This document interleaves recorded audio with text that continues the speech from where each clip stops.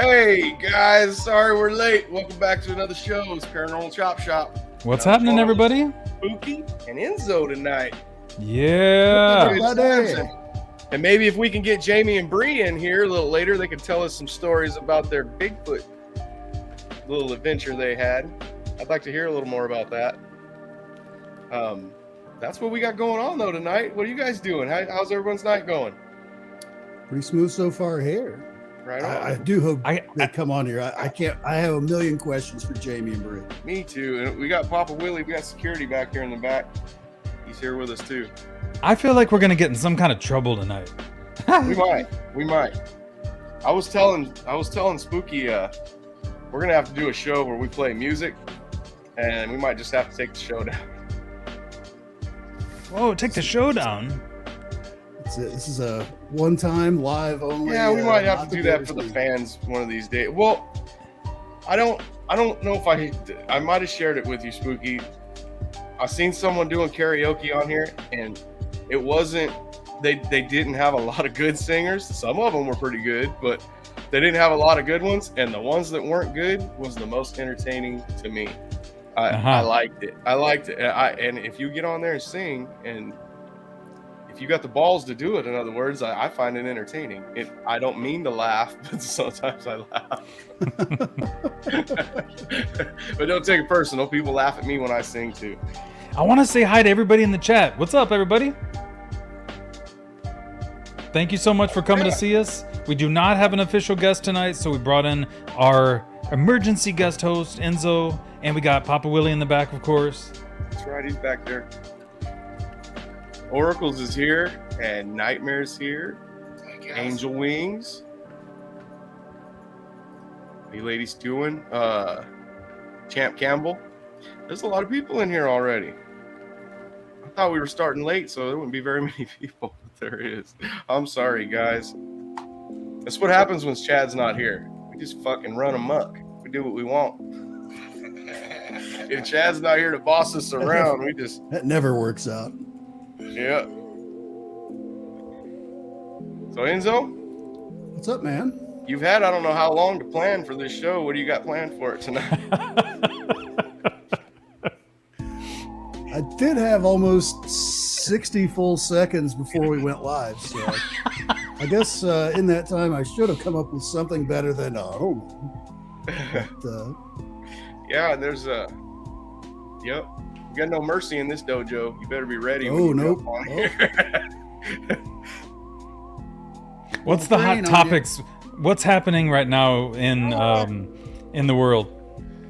I don't know. It's been a kind of crazy week. Not a whole lot. A whole lot of solar activity. Saw a few folks talking about that in the chat before the show started. Just really for this entire year. Almost for a full year, almost the day, like last November, is the sun just started just belching out stuff almost weekly. And the last several days, it's been a lot of they're all smaller things, but it's just the repetition of it. We're kind of been getting beat up out here. Is this something new that we've just started paying attention to, or just something we started paying attention to?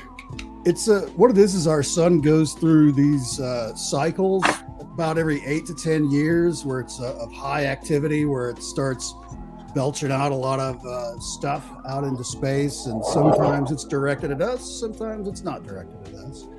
And for the most part, it's a lot of for us here on Earth, when we get kind of in the direct path, it's sort of like if someone was on a carousel with a shotgun and it's just randomly shooting in directions as it spins around. Sometimes we're in the way, sometimes we're not in the way. Shouldn't have been standing there. That's it. Us and our stupid orbit going around, minding our own business. But most of it, this correct. Yeah. What do they do to us? A lot of it's been kind of small this past year, really, for the most part, where the cycle has begun.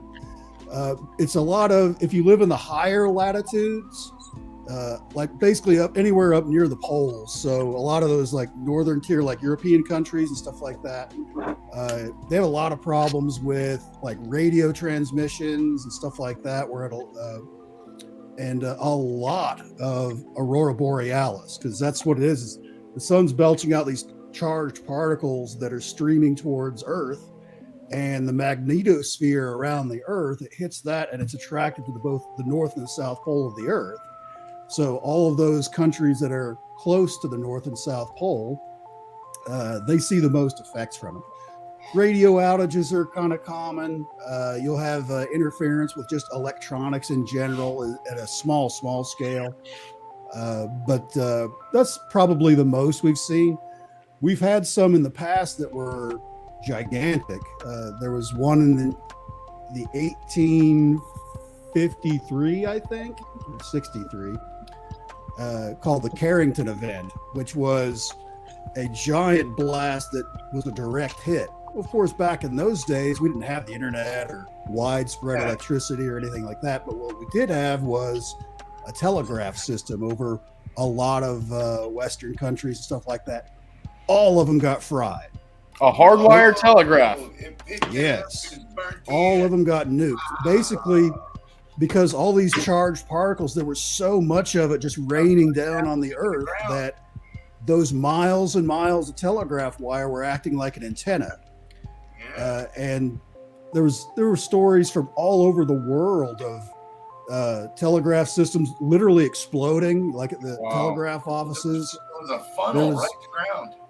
Pretty much. There were stories out of northern Scotland because a lot of places where they didn't run actual physical wire, they used the train tracks, where they would bond the tracks to get the metal tracks together, the segments in the track, and they would use the track itself as the conductor to send the signal back and forth. Yeah. And there was stories out of northern Scotland where they were really getting it so bad that it actually started catching the railroad ties on fire. There's a lot of energy. So the scary thing to think of is if that were to happen today, what would happen? I want in your clutch. It would probably be bad news for everybody. Yeah. But, a lot of places have taken stances where they've developed stuff in electrical substations that would automatically trip everything offline if it got overloaded like that today. But still, if you have like small for a storm big enough like that one in the 1860s, stuff like this, I don't know that it would survive. That's what I was going to say. You think we'll get one strong enough to wipe out our cell phones and internet? And well, that's the thing is we honestly don't know. Because it's the same idea as like a nuclear weapon when it goes off in the electromagnetic pulse. That's actually exactly what it is. That's what that pulse is that we've received from the sun. Mm-hmm. So you can get it from a nuke going off nearby or something directly from the sun.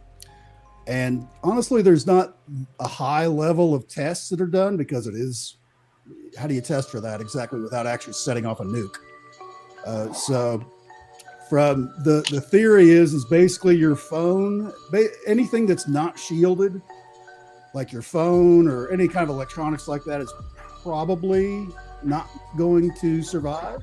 Yeah. You have to have some kind of shielding up for smaller electronics like a laptop and things like that. Pretty much anything that's plugged into the electrical grid is much like how the telegraph system got fried back in the 1800s. That same energy is going to use the power lines above and below ground like an antenna and go straight to your house, and whatever you have plugged into the wall is going to get nuked. So step one was unplug everything. What about ecologically? Ecologically, it shouldn't be a big factor at all. Maybe for a day or two, the natural north sense of migrating animals might be a little scrambled, but that's pretty minor. For like a day or two, they'll fly in a circle for a day, but it would come right back. But the big thing is like if we would know, because we have a lot. NASA has a bunch of satellites up specifically tracking solar flares and things like that. We would kind of probably have like 2 days notice, maybe 3, if something was coming right at us. And I imagine the scenario would be somebody like the president coming on TV. It's like, all right, we're shutting the entire electrical grid down. Unplug everything. Is it just like video signals that we don't even really detect? Yeah, we wouldn't It's notice not like it. Just raise the temperature a degree or two for a while. I don't even think it would do that as far as the Earth goes. However, like it would have to be big if it did. Yeah, that would be something very different. That's a direct plasma blast straight from the sun to us, and it's over if that's what's happening. But Yep. But one of the things that I noticed over the last year, just following people on Twitter and stuff, is a lot of people that are sensitive to, different psychic type forces and paranormal type things are really bothered by these storms from the sun. They're sensing it somehow. Whatever they're normally plugged into, where they have this extra sensory type perception, they're also picking up on that. I hear a lot of complaints about just being tired all the time, almost like a ringing sound in their ears, a lot of that. So it's not like it doesn't affect everybody, but some people can apparently sense it. So, yeah. But to end it all, I guess if your favorite phone or laptop or whatever you want to save it, or like a backup hard drive or something like that, you have to have it shielded in it's called a Faraday cage. It's like an overlapping sense of mesh of wires where that energy can't get into it. And as it turns out, almost every one of us, I imagine, has a Faraday cage already in their home. It turns out your microwave oven is a Faraday cage.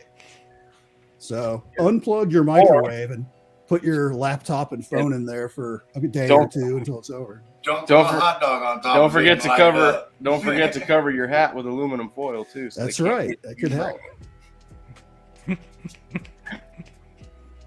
The more you know. Yeah. I'm sure I got that one.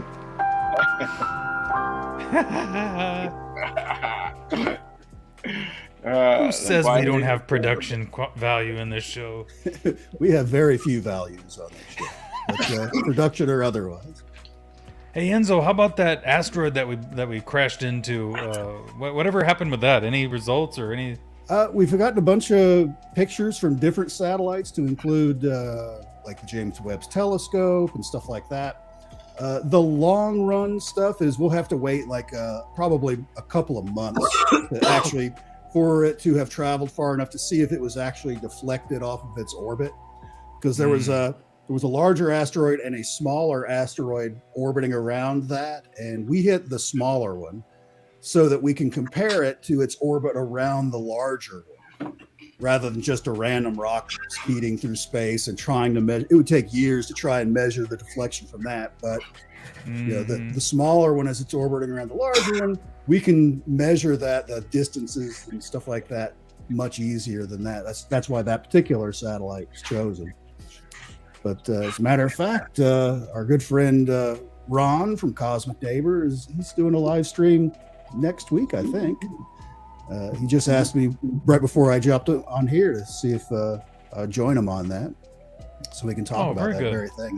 They're going to release some more information next week, some more specifics on it, because there's basically the pictures that did come out originally before the satellite actually hit. They just assumed that both asteroids that they were kind of targeting were just rock, just solid rock. And you can see as the one gets closer and closer, and right before it hits, that there was a lot of basically gravel and smaller stones all over the outside, which was a surprise. Nobody was expecting that. So when it hit, it made this huge splash pattern all over the place, and that's what they've been observing now, is this kind of debris cloud of those smaller stones as it went out. Because as any object floats through space, any smaller mass will get attracted to it by gravity over time. So over literally billions of years, these rocks kind of cruising along, every little pebble, every piece of sand, every little dust, every piece of gravel that it happens across is slowly stuck to it. And there's probably even almost a static like cling of that stuff, even just sitting on there. You probably could not get up there with a hammer and just tapped the surface of it and just flown all over the place. But well, yeah, you still have people Like I watching. said, I'm surprised but- they were turned out. if it happens, Good. if it I'm happens, interested. if that happens, and we got to go back to the Wild Wild West era with no electronics, people are gonna freak out, man. Not Pretty us. tough, We still live in the country. It's kind of like that here. right? Sometimes the power will shut off. We might not know for a few hours. As far as there's certain things that this thing has done for us which are good, and there's been a lot of it I don't think has been that great. Yeah. I know with Elon going through with buying Twitter this past week, finally said, okay, fine, I'll buy it. I guess Monday, is when he'll officially be fully in charge and all that stuff. But I've always said ever since he's first started, it's like, good. I hope he buys it and just deletes it. Just gone. Just The way I see it, every convenience has a cost, yes. and shit's pretty convenient right now. Yeah, we might have to learn the hard way that going back to a hard day's work is much more fulfilling. When you see that, If it's for whatever reason our power shuts down, everybody's gonna figure it out real Then quick. Look how much money everyone will save. It's not as fun to ride your horse to the store to buy shit as it is That's to ride your truck. Look at all the automated jobs that would go right back to the people. Oh man, will Amazon form like a Pony Express kind of a delivery service? everybody invested in Bitcoin is going to be some mad son of a bitches. They're gonna be crying. Yeah, it's going to be a tough one. It's really, it shocks me kind of, because we talk about these things that like might knock all the electricity out and go and all that stuff. It really shocks me the number of people that don't understand where all this stuff comes from. That they think, well, the power just comes out of that thing in the wall that I plug the wire into. That's it. No, it's not in the wall. It comes from somewhere. But there's a lot of people, they don't think further than that. Like, well, I just plug it into the wall and that's it. Yeah. I pay a bill every month. And that's it. Yeah. That they don't understand that the luxury you live on. Second Star Survival can tell us all about that.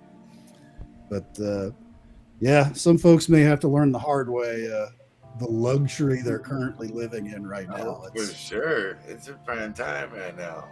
Yep. I mean, it's to know that every one of us can like pick this thing up. You have the total sum knowledge of all of humanity at your fingertips. I'm sure we're at the worst health we've ever been in because all everybody does this. They do this all day. Oh yeah. Yep.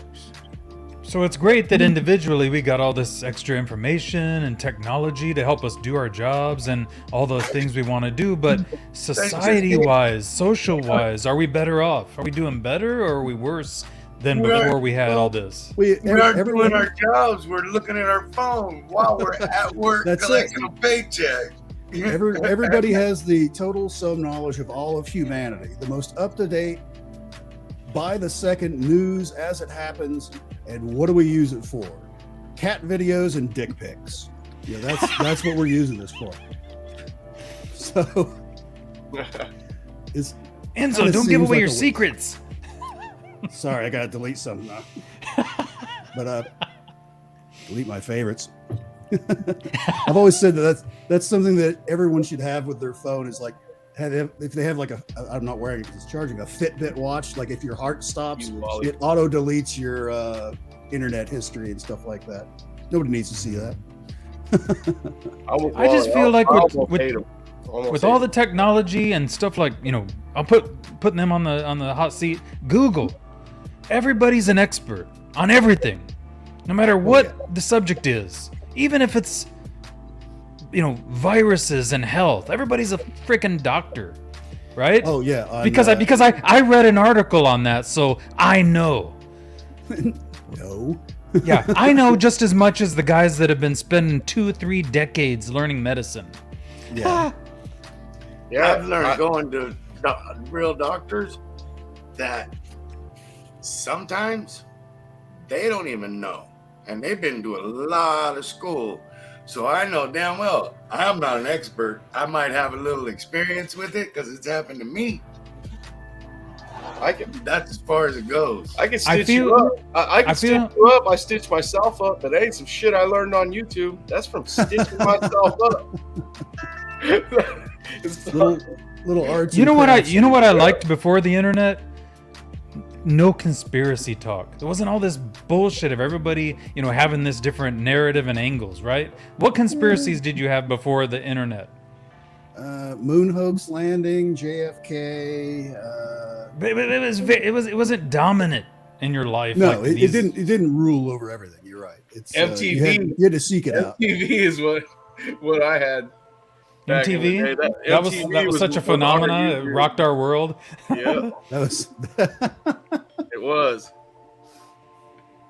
But how about people that live out in rural areas like you guys, Sonny, you and Papa Willie? I mean, you guys have always lived, out in the, I would call it country from where I come from, right? So, how has it been like before all the technology and internet for you guys? And it was a much simpler time, right? Hell yeah. Well, we were, I don't know what it was harder to get stuff because we lived in the country. It's easier to get shit now. I mean, we also weren't gonna sit inside with nothing to do besides watch the 4 channels that we had that were in English. Right. that was something else. Or the 2 that we had that were in Spanish. We just a kid can't do that all day, even if they can switch back and forth between the 2 and understand. I go watch Telemundo for a couple of hours still. You're just looking for the pretty ladies. Some of those ladies on the telenovelas are all right. I gotta admit. Yes, sir. I don't understand but I think Papa Willie and entertain ourselves with. That's right. We'd build a go-kart. Yep. Right. Yeah, right. That's why we can work on cars. Go-kart. And that's what I was going to ask you is like, what kind of stuff did you guys do before, in those days when you had to go out and... We had cows. Right behind my house, my property that I grew up on, the back fence touches a motocross track. And when we were kids, the owners were cool and let us, they tore the fence down and let us go back there. And so we had a track straight from our house right out the back door, out the back of the yard, straight out to the motorcycle track. If I wasn't riding a dirt bike back there, we were hunting back there. And then if we weren't hunting or doing stuff like that, we had so much shit that we had to take care of. That was most of the day. Dude, we had cows and horses and chickens and pigs and dogs and rabbits and not one of each. And you got pigs, you got a lot of pigs. You got a lot of cows. Maybe one horse at a time, though, for me. We only had 1 or 2 at a time. So doing all those chores, did that keep you out of trouble? Hell yeah. You didn't have time to do nothing. We didn't get to run around like JoJo Bone and just do whatever we wanted. You mean bougie JoJo? Is he back there? Ladies and gentlemen. JoJo! What's up, brother? All right. JoJo? How's it going? JoJo, we're talking about the old days, man. Do you know about the old days? Before the internet, before technology? The old days. Back when we had a wire and tin can at each end. Was it better in those days, JoJo? Was it simpler? It was, man. What don't the kids of today know about the way it could be without all this I'm telling you, man. How to burn stuff. I'm telling you, man, when your phone rang, you didn't know who the hell it was till you answered it. And we liked it that way. It was suspenseful, right? It could be the ass that you'd never want to talk to, or it could be your best friend. You didn't know until you picked up that receiver, right, Enzo? Yeah, it's either at my house. It was either a bill collector or a former or future boyfriend of one of my 3 sisters, always. To me, that lifestyle that you're talking about, Jojo, it makes me feel like it must have been a less anxious time with less anxiety, and yeah. I was thinking about it when you first started talking about it. I was thinking about, what did I do when I was a kid? And by today's standards, my parents probably would have been locked up. Where it was, once school was over, I would run home and throw my books in my room and like forget the homework, because I always like procrastinate. I still procrastinate to this day about homework and things like that. But I would go out, I'd hop on my bike, and I'd ride over like 2 miles to where my friends were. And basically the rule is when the street lights came on, that's when you needed to be home. Yeah. Not wait till it came on and then start heading home. When they came on, you should be like driving into the yard, kind of a thing. That was the rule. Whereas my parents had no idea where I was, what I was doing, or who I was with, or any of that other stuff. I could have been. And we liked it that way. Yeah. It was. They didn't have to worry though, right? When Deanna grew up, she's a couple years older than me, and she grew up just down the street from here. So she had everything like we did. She had lots of horses. Her dad did. Her and her brother had to build a horse arena, and when they started on it, when you build an arena, you have to dig a lot of post holes. That's where you're going to start. So the post hole digger. So they started on that on the weekend when they got out of school. And when they went back to school Monday, their hands were bleeding and blistered from the post hole diggers. So they called Child Protective Services, and they're in high school. Deanna and her brother Mike's trying to explain to them, no, we just have to work. They're not being mean to us. It's just chores. We have to work. People don't understand that sometimes. Even back then, if you weren't raised out here, you don't realize that kids that are 10 years old have blisters on their hands from shovels, that you don't understand. I see you. And we don't make the kids do it. These kids want to do it. They see us do it, and then they want to do it too. They want to work in the garden. My grandson helps work on the vehicles. They want to do that stuff. I don't make them do it. So I try to have my grandkids even do that kind of stuff to where they're not watching TV and playing video games. But yes, Enzo's right. It's like child abuse if you make them work. If you made them shovel and they went with blisters on, dude, you get in trouble. Look at my hands. Look what they did. I can't hold an Xbox controller correctly. I never get it. I am not an animal. I am not an animal. Oh, well, maybe in your case. Any of a video game playing after work. You can make that exception. That wasn't no fun. Nope. Or how about the kids? How about the kids that play video games so much they got to wear them wrist things like they're 50 and a secretary from they got carpal tunnel syndrome. Like, oh man. Are you kidding me? Kids are getting carpal tunnel for yes, games dude. now? They're like 21 years old. They're wearing those freaking things from playing. Really? When we were kids, you wore something like that to keep from twisting your arm around when you went bowling. Yeah, twisting your wrist. You go bowling as I knock stuff down as I. You wore that shit after you got off work because the big ass claw hammer you were swinging building pins all day hurt your arm so bad that you couldn't bend your wrist. Yeah, that's right.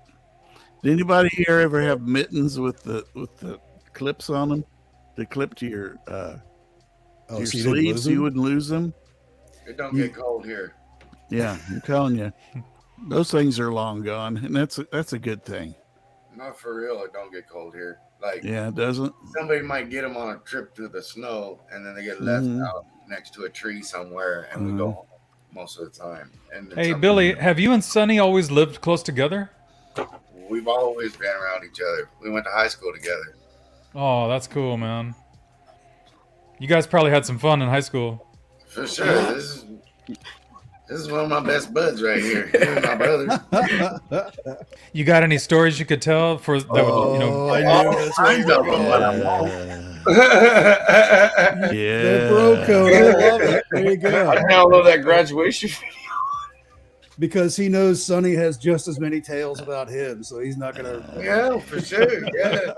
Oh, I got Yeah, one. they- I got one I shared can share with you. that. I would- Hey, I'm the older cousin, so I'm always fucking with him. And down the street from where we live, back in the day at Johnny Quick, if you went in and got a big ass soda, it came in a hard cup, and they called it a Texas tumbler. But it was like a hard cup that you kept, almost like a Rubbermaid cup or something. Right. So we had those all over the house. I'm going to a friend's house. He's gonna go with me, and we're in my little black truck, and he fills this fucking thing up with tea, and it's filled all the way up to the top. And I'm laughing, and I tell him, "Hey, you better drink some of that." And he goes, "I won't spill it." And then I just start laughing because to myself, I'm thinking, "Dude, you're gonna fucking spill this, I promise." You know? So we drive, we get over there. He's only drank like this much out of it. It's a big fucking cup, and he's holding it with two hands. There's a corner that I have to turn, and it has sand all out in the road. And I usually go around it sideways. And when I hit that corner, I was going sideways, and the sand had been swept off, and the little truck I was in, it hooked up. And when it did, it shot back the other way, and I had to correct it. Well, when I did, that whole cup of tea, he went like this. And then when I turned back, he fucking flung it, and the whole thing just dumped in my face. Oh my gosh. He kept it from spilling, and then when the truck hooked up, it just shot out of the cup all over me. So yeah, we were always playing pranks on each other, and we've done that shit since we've known each other our whole lives. So Yeah, we're always doing something. And sometimes it backfire. like he said, he's the older cousin, so he was always most of the time one step ahead. I still am. Yeah. And Yeah, kids today wouldn't do that. I don't think they wouldn't know how. Mine oh do. man. We would go out. I say that as I'm drinking pretty much out of a sippy cup myself right now, so I We can't. would say go shit. out since I was 16, 15, 16 for sure. When I had my license, we would go out to that almost to where he's dumped the tea all over me. It's a place called Cedar and Mountain View. We partied there every weekend. We drank. We didn't do any drugs. We didn't even smoke weed back then. We didn't do that. But we drank a lot of beer. I don't drink beer no more. But I was about to say, did you guys have keg parties? had keg parties, lots of those right there All at time. Cedar Mountain View. Well, Couple of weeks. it's Cedar and Mountain View. It's this big ass place that we call it a miniature Pismo. It's a bunch of sand hills and stuff out there. And there's water, and there's 3 ways to come in. And one of the ways you can only make it in and out if you have a lifted 4-wheel drive pickup, because you got to cross a ditch to get to the other side. So when the cops would come, all of us have big ass lifted trucks. We would just go out that one way and get away. So we've ran from the police a few times out there. That's about the worst things that we've ever done, though. We didn't really get in trouble. We didn't. If the cops were behind us, we pulled over. We didn't. Yeah. But if they were coming in to come and get us and they weren't behind me, I was just leaving. I wasn't really running. Well, chances are they knew who you were just by the vehicle you were driving. Remember how big of a head start we had for pulling No, over. hey, there was one funny one. We all fucking left. That happened when the cops were pulling in Cedar Mountain View. Dude, they're pulling in like 400 yards away. Hey, hold on. And- Time out. What happened? Happy birthday, Billy Jack. It's my son's Oh shit! 21st birthday today. Happy birthday! Happy birthday, Billy! Yeah. All right. I forgot, I man. just... Sorry. That's all right. Oh, we were pulling out of there, Enzo, and there's no hurry because they're so far away. And my buddies see me running, and I was a big dude. I was fat. I didn't run. So they're like, why are you running? And I'm trying to be the first one across the ditch is why I was running. Because when the cop cars pulled in, they had a sheriff's Bronco. I'd never seen one of those out here before. They had a 4-wheel drive Bronco, and I was like, oh, no. We can't. It's going to be harder to get away when they're driving the same thing, you know. They finally caught on to us, so that's how they put a stop to us doing that. They started driving vehicles where they could actually catch us out here. One time we were headed up to Pine Flat, and there's this road that goes along, and I was considerably heavier, as well as Sonny was, and our cousin Russell. We're all packed into a little Ford Ranger. Actually, it was a Dodge B3000 pickup. This wasn't in high Hauling school ass. either. This was like 15 years ago. We're hauling ass. Going down, I'm probably doing 80 miles an hour down this long ass stretch of road. It's like curvy and back and forth. I'm having fun in this truck it's a stock height 4-wheel drive, but I put 33s on it and cut the fenders out so that they would fit and I could go wherever the fuck I wanted anyways. And I'm having fun in this truck going around corners and whatnot, and police come the other way. I was like, oh shit, his brake lights light up, lights over the top light up, and I grabbed the gear, went around the corner, dipped. Sonny goes, turn here. I didn't even know where I was turning. I seen look like 2 fence posts with some gravel, a little bit of gravel in between them. I go sliding into the yard, to the back of the house, backyard. stopped for about 10 seconds. That cop goes flying by, boom! Just as I'm pulling up to the street to pull out of where I'm at, because I started getting nervous about being in the back of that place, You get shot. out in that area. I was like, fuck that, I'd rather have a ticket. Pulled up to the road, and just as I pull up to the road, he flies by, and I pull out behind him going hella slow. He never even thought about it. He never Where's even that guy thought. going? Yeah. We've done that quite a few times. Oh, hey, there was one time it didn't work. We were we were behind a truck and trailer forever on this 1-lane road in the mountains, and when it went into 2 lanes for me to have a passing lane, it was a downhill passing lane, and I took off really fast, and I get around the truck. I just keep going. So we're going like the cops said we were going 98 miles an hour when I went by him, and I know we were going way faster than that before. But yet he got me at almost 100. But he's on the other side of this 4-lane passing thing, mount on this lane we're going down. He's on the other side of the street, and there's cars coming up the hill. So when I see him, he's behind a sign, and I go by. I see him behind the sign. And I tell Billy, you see the fucking CHP, because he hit his lights as soon as I went by him. And Billy goes, yeah, I see him. And Billy starts laughing, and I go, what? And he goes, punch it, cuz he can't get out. I step on it, dude, and we take off. It was for a good 10 minutes. We were running through the mountains, and it's just getting dark, and I can see his lights coming around mountains as I'm going around corners, and I can't outrun him because I'm in a pickup and he's in a car. But we're looking for a side street, that's going to go up one of these mountains, and I find one, and Billy goes, there's one. Like, I slam on the brakes, and the truck goes sliding past the road, all 4 times. So I back up, and when I back up, I look in the mirror, and I can see his lights coming around the corner. So I back off the road, and way in front of that street that I just slid past, I back up off the road, and I just sit there, and he comes around the corner, and he goes by me and Billy, and he slams on the brakes. He slides up past the road. He backs up, gets behind us, and puts his lights, because he's got his flashers on now instead of just the red light. And he's got his flashlight out. It's kind of dark now, and he shines the light. He asked for my license. Yeah, he's shining it in my face, he's all pissed off. And he says, were you guys running from me? And I go, I wasn't running from you. I was going down a hill. I've been trying to get this fucking truck stopped. My brakes went out when I was going. I go, I didn't even know you were back there. And he goes, you seen me? And I go, I didn't see nothing. I'm telling you, I didn't know you were back there. I wouldn't have stopped, you know, because, you know, I wouldn't have stopped until you caught up to me. I didn't know you were back there.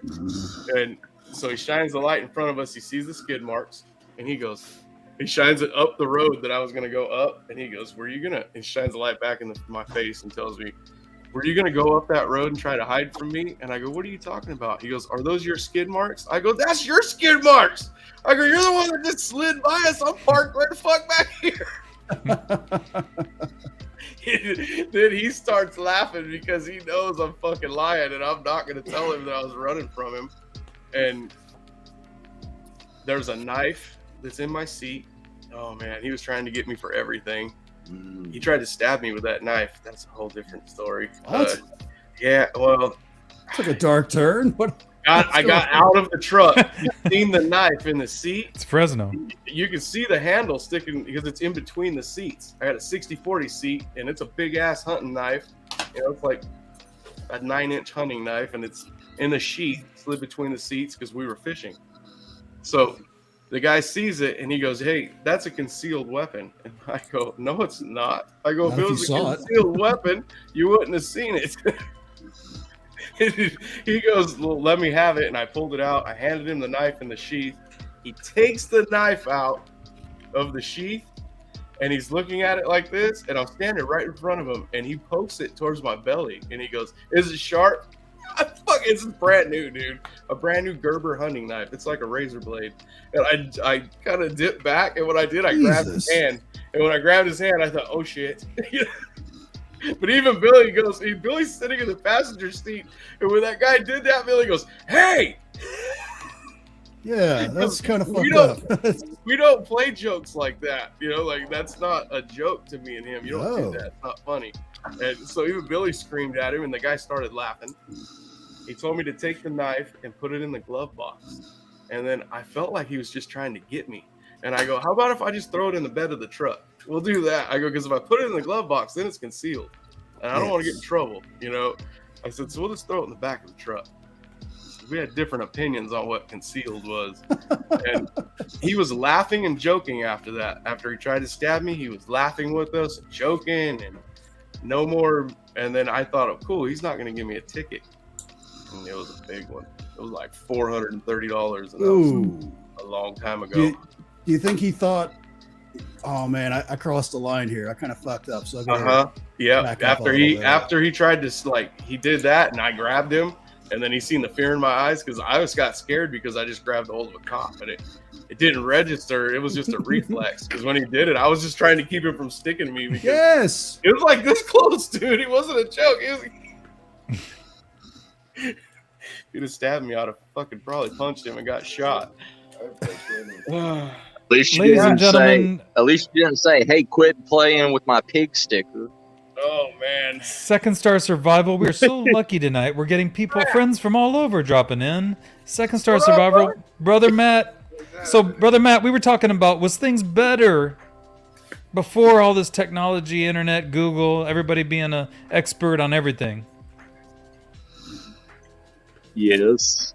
I mean, flat out, yes. I mean, at least people that knew what they were talking about had to go to school for it instead of saying, "Hey Google, you know, what's a cat?" One search on Google means you researched. Yes. Right. Yeah. Yeah. You know, like a qualified source. It's also fixed. I'm sorry, but you know, if you need to learn anything, there's some backwoods hick or whatever that's going to tell you, you know, that you're doing all your shit wrong, you know, for 50 years, you know, like, you know, you can even ask Sonny. How many mechanics do you see on YouTube, Sonny, that are telling people the wrong shit? Like, oh, you wouldn't believe, man.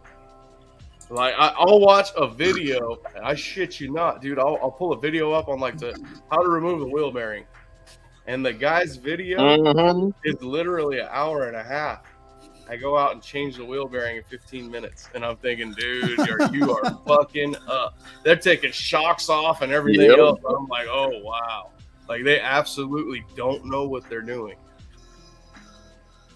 No, It's I pretty mean, crazy. you know, everybody and anybody's a expert because they looked it up on Google. They did it one time. I'm going to go make a YouTube video on it. You know, Mhm. it's like, Though, Matt, I will say there is some guys 1,000 times smarter than me on there. And when I need to know something, even if it's something because of these certain people, you know, that these mechanics, even if it's something that I do all the time, I will watch that just to make sure he doesn't know any tricks that I don't know, Mhm. type thing. Or I'll watch it before I Right. do it just to refresh myself before I go into tear into something I haven't done in a year or something like that. You know, Yeah. some of those guys Oh, are really yeah. good, but some of them, Matt, are horrible. Just like you said, don't want to do it the way they're doing it.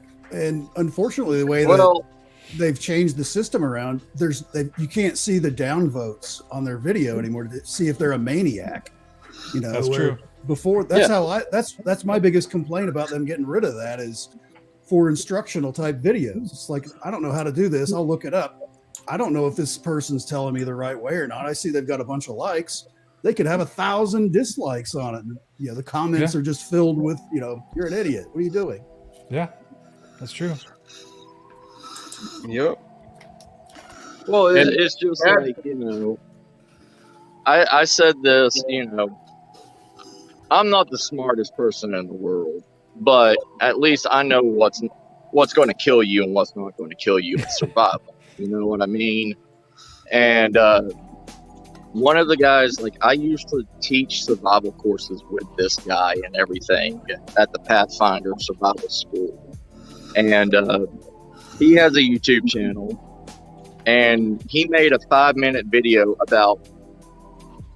Let me see. How many of y'all would any of y'all burn pink fiberglass insulation and breathe it in? What the hell would you do that for? If you did, you do it Melted once glass. and nothing else ever Hey. again. Yeah. Well, this specific individual, he's telling people in emergency situations and everything, put pink fiberglass insulation in one of those metal tea cages and put it up underneath, like, to boil water and to cook food with it and everything. But he says don't use heat, which, you know, most of y'all probably know what heat is. It's used in automobiles for like freezing temperatures and everything. 10 years ago, the big prepping and survival community used to use heat as a liquid burning for like their small stoves and all that stuff and everything. And it come to find out it was poisoning people, right? You know, setting this stuff on fire and sitting there breathing it and everything. And but he said, don't put heat with this insulation because heat is, you know, poisonous. And it's like, well, so is the fucking, you know, Insulation. Pink Panther insulation that you're burning too. Mhm. Yep. And you know, it's this stuff. You know, you have a, you know, 75 to 25% chance. You know, 75 is a shitload of dumbasses, and 25 may know what they're talking about.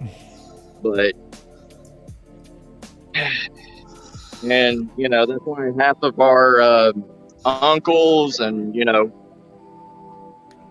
like half of our uncles and our cousins are dead now. It's because they done stupid shit, and we learned from that. Smoking asbestos and shit. I died. Yeah, Stupid shit. I died 8 times. but Stupid shit. yeah, I mean, the past is better, yes, and all generations will say the past is better. You know, The way I grew up was better. like, yeah, Again, You know, you get every 10-year generation, they're going to be like, "Oh, my generation was better than this generation," and all that stuff. But the technology, the internet, it changed society so much that we can use that kind of as a marker about when our society really dramatically changed in how we interact and don't interact with each other. So that's really where when I ask, are we better off? I kind of mean from the social side of it is, you know, are we better off before where we just, you know, we didn't have the distractions really. yeah, Well, we had distractions. They were just different distractions. Yeah. That's true. I mean, it's better now for certain communities, like, you know, UFOologists, cryptid hunters, you know, paranormal stuff to actually talk to each other, and share their stories and all this stuff, because beforehand you had to know some kind of secret handshake and wear some kind of, you know, tinfoil hat to get into their group. But now, hell, you could just pop up onto somebody's live stream and, you know, StreamYard and just say, "Hey, you know, I was sexually assaulted by, you know, 2,300-pound aliens yesterday." But BRB, Sonny. But and the important part about that, I feel, is the information sharing part, which honestly is kind of what the internet was invented for. It was originally designed. It was originally designed by the military for sharing information amongst different bases. Then it spread out to colleges, is where it was originally based out of, so that they could communicate with each other easier and things like that. And then spread out to everyone else. Are you talking about before AOL? Yes, this is old. I go back to CompuServe, even before that. Back in those days, I had my original modem had a 110 and 300 baud speed. You know, tying up the phone landline the entire time, the whole spiel. I think the first one I can remember was Netscape. What is that? The internet. My mama had when we were little kids. Netscape Navigator was a old school browser back in the day, like Internet Explorer or whatever. Oh, and it was it is. That's how we did it. Yeah. I mean, like my older brother, he had a 78. He had some kind of car from 78. And my dad bought it for him in 82, before I was born. And it had a wireless phone inside of the car. And when you picked it up and everything, you had to pay like 15 cents a minute to call somebody on it. Mm-hmm. But you could literally drive around, and it was like one of the first cell phones. I mean, yeah, they worked off of we had the technology. Oh yeah. The old TV show from the early 70s called Cannon, which was it was Robert Conrad, or William Conrad. It was a great big fat guy. He was a private investigator with a 38. He's like shooting people like a sniper with it. But that was here and there. But he had a phone in his car, which was the standard, big clunky headset kind of a thing, and all of that. But it did work off of. It was really only in like big cities, in L.A., New York, and stuff like that. But that was my dad bought. My dad bought my brother's car in Atlanta, Georgia. So, that was the biggest city that we had at the time that had advanced technology compared to Chattanooga, Tennessee, But that car phone looked like the size of the old 1990s business phones, It was. Oh yeah, it was huge. Block. It took up the whole entire center console. Yep. Now people are always playing on their phones when they shouldn't be. They should be shows and stuff. when they're live on YouTube, they're just on their phones. Yeah. And people, Teasing you right now, JoJo. I'm sorry, I was teasing JoJo. He was using his phone while we were talking. yeah. I'm saying, But people talk about like, internet's bad. You're gonna go find porn and all this stuff, and that stuff's always been around for us. We had the 1-800 hot girl number that you would see on MTV at like 2 a.m. Like it was the same stuff. It's just different now. Well, porn has always been kind of a leader for technology, no matter what it is. Yeah. VHS and Betamax, for the old VCRs. Yeah. There was two standards for Betamax was actually the better standard, better quality sound and video for it. But VHS was the one that took off because you could get more on a tape, a longer recording on it. And that's what the porn industry supported because it was a cheaper tape. It was a cheaper and they product. were smaller. Well, the VHS was bigger. The big machines, yes. The VHS machines versus these. You remember the CDs? Back when we had Beta, we had the big ass CD discs. The laser discs, disc. like the size of an LP. Yeah. Big, huge ones. Yeah, they used to rent those where you could rent movies. You rent the disc player and everything. We used to rent VCRs because we didn't have those when we rented movies. I still have the Duran Duran like music video movie on Laserdisc. Like, and I'll tell you what, and we threw away that technology, and what? In the mid '90s, we brought it back in just a smaller form and called it a CD. Yeah, I mean. So say we had that technology way back then. I remember renting those things. Yeah. Oh yeah. Didn't we send a laser disc in a space shuttle up in space to communicate with aliens at one point? Or I don't remember that. The Voyage Pioneer. You know what? It's a gold. It's a gold. Right. It's a gold record. It was actually. It's a gold record. Yeah. What song is on there? Oh, now it's gonna drive me nuts. It was Jamie, actually a lot I forgot. The Voyager probes had one side. It was like a pictograph kind of a thing where you had actually it was. We can blame Carl Sagan for the first sent dick pic from across galaxies, where it's a naked form of a man and a naked form of a woman on one side, and the basic celestial coordinates to find us. And the other side was set up like a standard record player where there was the one groove in there. You could play it like a record. It had a lot of stuff. There was some music on there. There was a lot of classic music. There was sounds of like whale sounds and just a million different languages and stuff like that on there. JoJo. And didn't we send like Pong or some kind of video game on it too at that time? Right, you need to paint it orange now, man. Be great. I'll show you how it works. Even that's cool, man. I also want to say happy birthday to Gio and my mama. Today's my mama's birthday too. Wow, look at that. Well, happy birthday. Happy birthday, Mickey. Hi, my flock.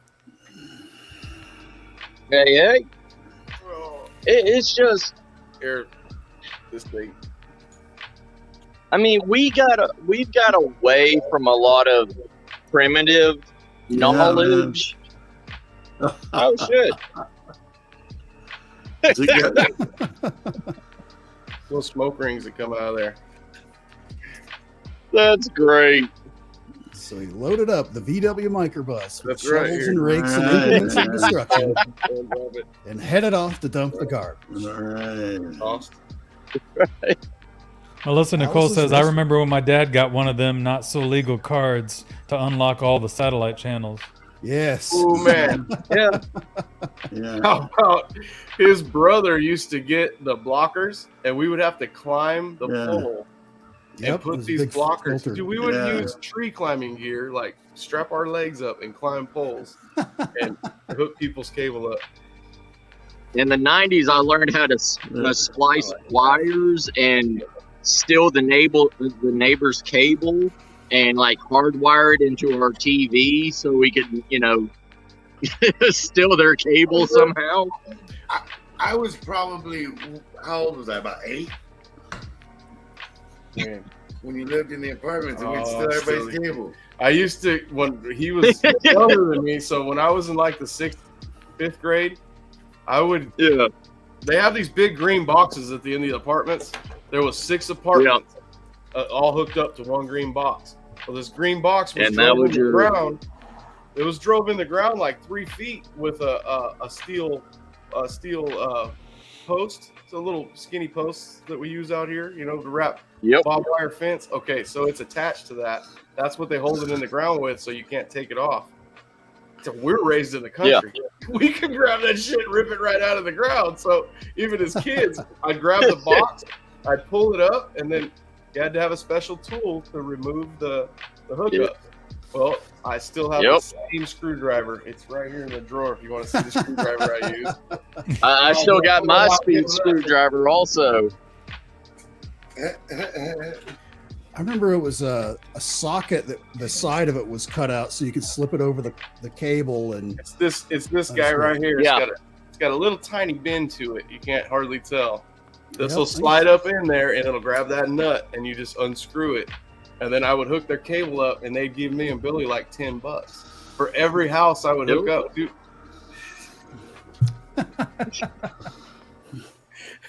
And you would know when people would steal the cable because it would run those lines through it, kind of like an old VHS tape or something. Not when I did it. Not when we did it. I was just like Oh. the cable man. Shit. That was like filters. That You guys are screwed cable on guys.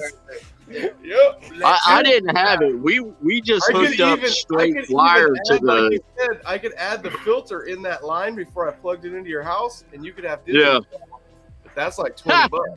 That's $20 more if you wanted the Disney Channel filter. See, I didn't have the coax hookup, so we just spliced the wire to where the copper came through. We just fed the copper into the coax hole, and we just left it there, and we taped it around the coax hole. This was so long ago. This is when the box on top of you had a box on top of your TV. Yeah, the wooden one, And like the big wooden slide. looking box. you could have It had you could have 2 real cable channels. Like you could have the Disney Yeah. Channel and HBO, or you could have HBO and Showtime. And then Yep. if you wanted to watch one, you had to put it on channel 3 and switch that box to HBO, and then you had to chunk. Yeah. Yeah. Big Yeah. slide thing. Did yours have like the big NORAD gonna launch the missile key thing? It's like clunk. You had to turn it. Yeah. No. Your parents could take the key so that you couldn't secretly watch the booby channel on Yeah. Cinemax Oh, or whatever it was. Hell no, I had all the filters. How do you think they had cable? I remember our first when we first got HBO where I was at and a kid, it had this big key thing in there where the parents could lock. That was the parental control where Yeah, you literally had to like Yep. turn the key I know like what you're you're launching talking a about. missile Yeah, out of we did NORAD, that. chunk to and you could Yes. take the key with you so that your kids wouldn't see, a boob on TV. Oh yeah.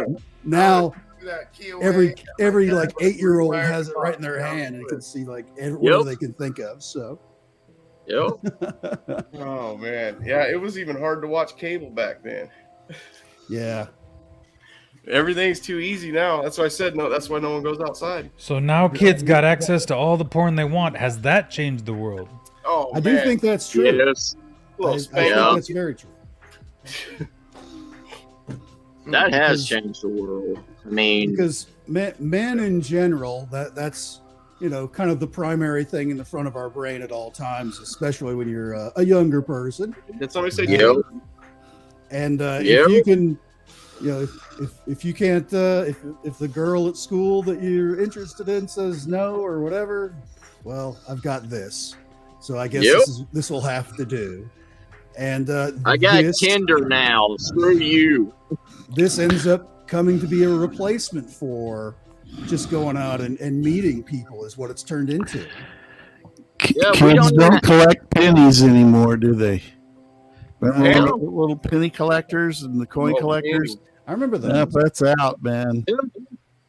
They collect porno links. Yeah. Send them to all their friends. I've been on mailing lists before of this is the grossest thing I found on the internet today. Look at it. Kind of. Mm. Did you get this?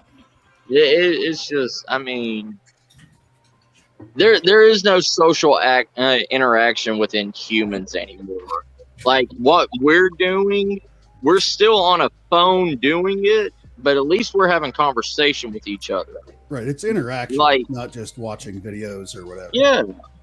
Yes. But if you go to a restaurant or anything, how many people, like couples, are sitting there and they're both on the phone, not even talking to each other, and you can't even go to a nightclub anymore because everybody's in a corner, all on their cell phones, taking selfies, whatever. And I remember growing up and going to nightclubs, and that's where you met your next girlfriend, Yeah. like, Exactly. but you actually got to interact with that person, not look at a profile where they could type anything and say, "Oh yeah, that's my perfect match." Yeah, now And when they they come, now when they do meet them in the club, Matt, that's probably what guys do. They're like, "Hey, what's your name?" So I can look you up, see if I fucking like you. right? That's not far off from what's going on right now. Oh, for, no. internet dating. That's, Yeah, let me see if other people like you, bitch, before I decide I'm going to. Right. It's what's the like, thing yeah, the both. new- One of my cousins went to a nightclub, went to like this little party and everything. Okay. And he was talking with this girl for like maybe 30 minutes. And he's like, "What's your Tinder?" And supposedly that's how you tell if the girl's a good girl or not, is if they have a Tinder or not, or if they have a Snapchat or not, and it's like, "What's your Tinder name? What's your Snapchat name?" And you go and look it up and you see what all they do on it. And it's like, ain't nothing secret anymore. Yeah, see, if you were to say to the chicks I hung out with back in the 90s, if I was to say, "What's your Tinder name?" They would just be Yeah. like, "You call me whatever you want, boo." Right? Same here. Yeah. But How about you, Spook or JoJo? What's your Tinder name?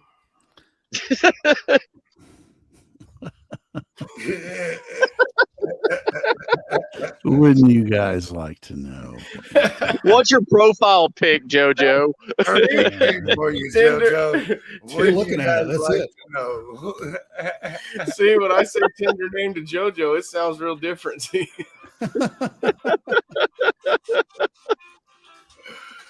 Oh, shit. It's- I don't know. It's like, when I was growing up, we were in Boy Scouts. We were, now they call it a sausage party or whatever, a bunch of guys together, and it's like, but Sausage party? Did I hear that? yeah, sausage party. That's the new terminology when more than 5 guys are hanging out together. It's a sausage party. 1, 2, 3, 4, 5. Oh no. We're not a sausage party yet. Well, yeah, we are. No, we got 6 people here. We're one worse. Wait. Yeah, we got 6 people here. So we got a sausage party going. Yeah, we could. Yep, we do. Melissa, you want to come up? Yeah. We You need want to someone join the break up sausage? this sausage Yeah, get party. up here. Yeah. Get us out of this sausage We- party. We could use a female perspective on this. We one. could, and plus we haven't talked to Melissa in forever. I know it's been a long Right. time. Yep. I remember when I was young, when you were pissed off at somebody or whatever, you would go over to the next farm and grab their wagon, and you and your 3 cousins would tie ropes on it and haul it up onto the roof of their barn and tie it to their barn, like on the top of the barn. Were you Amish? I was raised in Chattanooga, Tennessee, but I lived most of my life with my grandparents in McDonald, Georgia. So, Oh man. When you left Chattanooga, did you take the choo-choo? Chattanooga choo-choo? or you would go over there and like steal their prized goat and like bring it back and put it in with your goats and say, which goat is yours? Go find it. They have to walk up to each goat and be like, "Are you my goat?" And the goat be like, "No." Probably one that says, "Yeah." Well, that's your goat. Yeah. Oh, that one that won't make eye contact. That one's mine. Yeah, that's, Right. Oh God! Oh Lord! Oh Lord! The one that says "Daddy" instead of "Bye." exactly. Yeah, we've had lots of goats too. You know, I don't know about y'all, but you know, my high schools and everything, we had animal mascots with our 4-H and everything. And we had like animal mascots for our school and everything from like the 4-H groups and stuff. And the way you would get even with another school or a rival school, you would go over and steal their animal mascot and like put it in the gym of your school at night. And like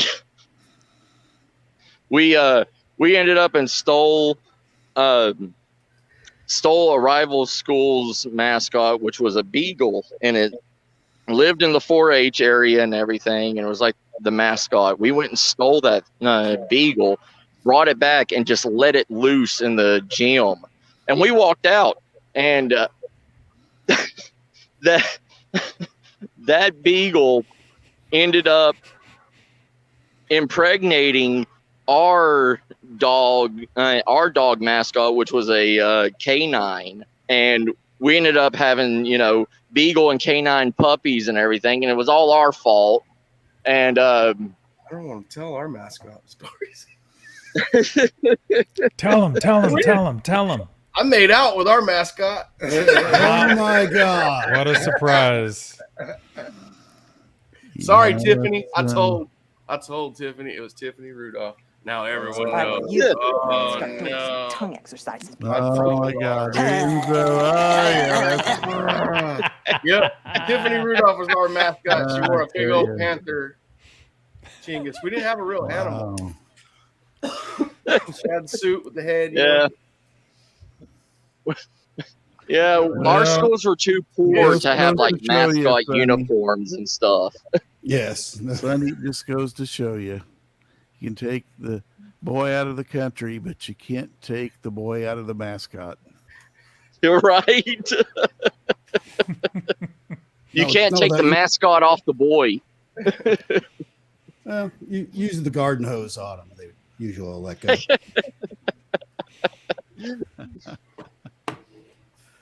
I'll be right back. I may lose signal. I have to do my patrol and everything. I'll be right back, y'all. All right. All right, man. It's got to check on the mascot in the gym. Hey, you know the drill. You find anyone sexing it up. That's right. I got you. I'll give you the 411 on the cock block situation. So all right. Yeah, I like hearing the cock blocks. Hey, put that thing away.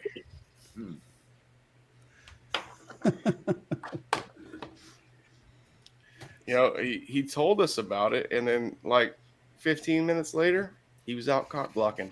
At first, I thought he was joking, and then it actually happened, and he had the camera on. I remember that one. What are you talking about? You got to catch me up on this. Matt's a security. He's gonna go make his rounds right now, and he was in a parking lot. he said, he turned the camera on. He goes, "You got to see this." And I was like, "Okay, I don't know what we're gonna see." And we're live, dude. And he walks up on this car, and there's 2 people in it, and he just knocks on the window with a flashlight. I thought I was gonna have to take it down, and then I went back and looked. And Matt turned the camera just, and you couldn't see. It was just perfect. Like, but yeah, it was funny. Matt was like, "Hey, you can't do that here," and then That was funny. big lady was like, "Come on, just get in," and he was like, "No, you got to go." But you can join us. Jeez. So yeah, Matt's got a fun job, walking around all night cock blocking. No mercy in his dojo. We just spent the last hour and a half talking about technology, and people don't get out and meet each other. And they finally do, and we've got someone that's going to go out there and cock block them. So yeah, these guys are. I don't know. Maybe they are tender humping. I don't know. I thought they were picking up hookers. Yeah, if you meet a chick and then she wants to bone in the parking lot, that's probably not going to be your future wife. probably And vice versa, girls. If you meet a chick that says, "Hey, let's go over here to Arby's and get busy," yeah, the Arby's. Yeah, that's not going to be your future husband. Show me your horsey sauce. Yeah, it's a. I guess it depends on how big your town is. I guess that might be the big hangout, is the old Arby's. Who knows? Yep. You got to go somewhere with free refills because some of these chicks are thirsty. Yes, they are.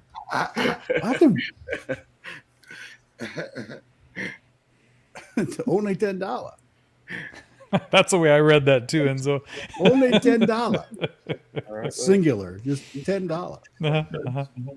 Actually, this is the shirt I was wearing when I was in Vegas that first night, and was just getting accosted by every hooker in the place. It's like, Melissa Nicole contributes, "My brother married a girl that gave him a hand job on the first date." marry her. Yes. Sweet. That sounds like She never let go. Oh no! Of course not. She got a hold of that. Wait a sucker. minute. Let go. Oh no. Wait a minute. not That a- could be my ex-wife. It's Whoa, JoJo.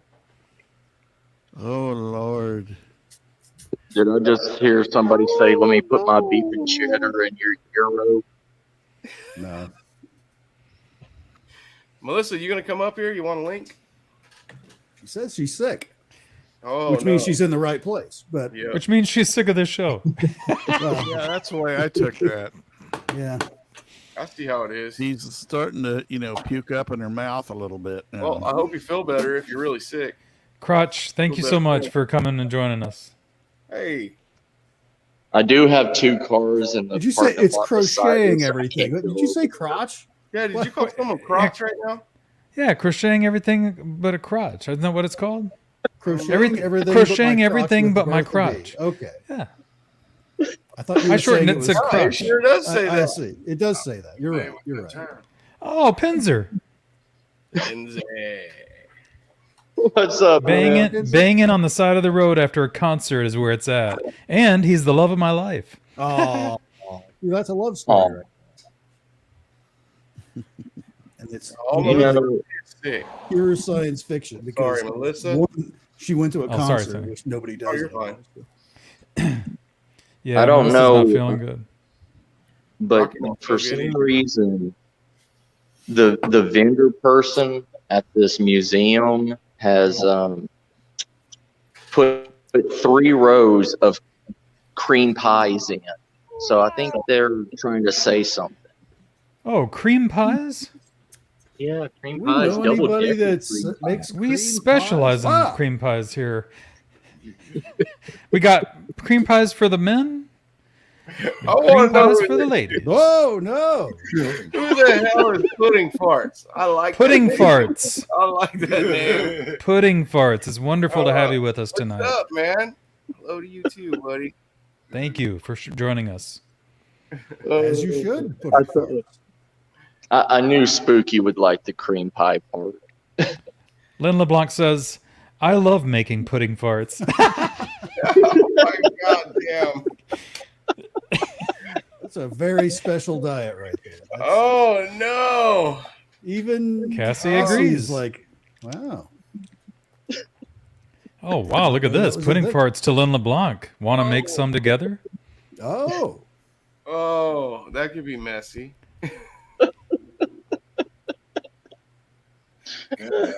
Sheets. Oh, you know, if Matt wasn't here on screen with me, I would say, son of a bitch, Matt made up another name. But No. It's not Matt. Pudding farts is a real he's real person, he's a and they're real- here to party with us. Right on. Yeah. Sun, I want to Sun go Saver. over. I want to go over to the. I want to go over to the other parking lot and mess with these two cars that's in a Do it. Alright. an abandoned Oh, hell no. location. But I can't because it's not my property. So I can't just like walk Wait, over to and be like, "What you doing? Can I join?" Wait, hey, Pudding Farts knows too much because I have truffle butter right here. That's what I'm smoking. So how the fuck is that you, Billy? How Billy didn't even know I had this weed.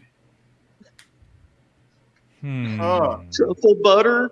Ah, I think I know who he is. That might be the weed guy. the weed guy. You told him about the show? Weed. Hey, check out my Paranormal Chop Shop YouTube empire. Don't we all do that? Oh, jeez. He said he was going to check out the show. That could be him, and that's the That only could way be he it. was smoking. That's funny. They are on the weed, they say. So I'm on the Jojo. weed. JoJo couldn't handle all this kind of talk. It's too much for him. Jojo, He's still trying to get over me asking him what his Tinder name is. you see him like deleting accounts. You see whole screen blank. What's your name, Tinder Nuts? That's what it came out as to him. Tinder nuts. How did they guess? Yeah.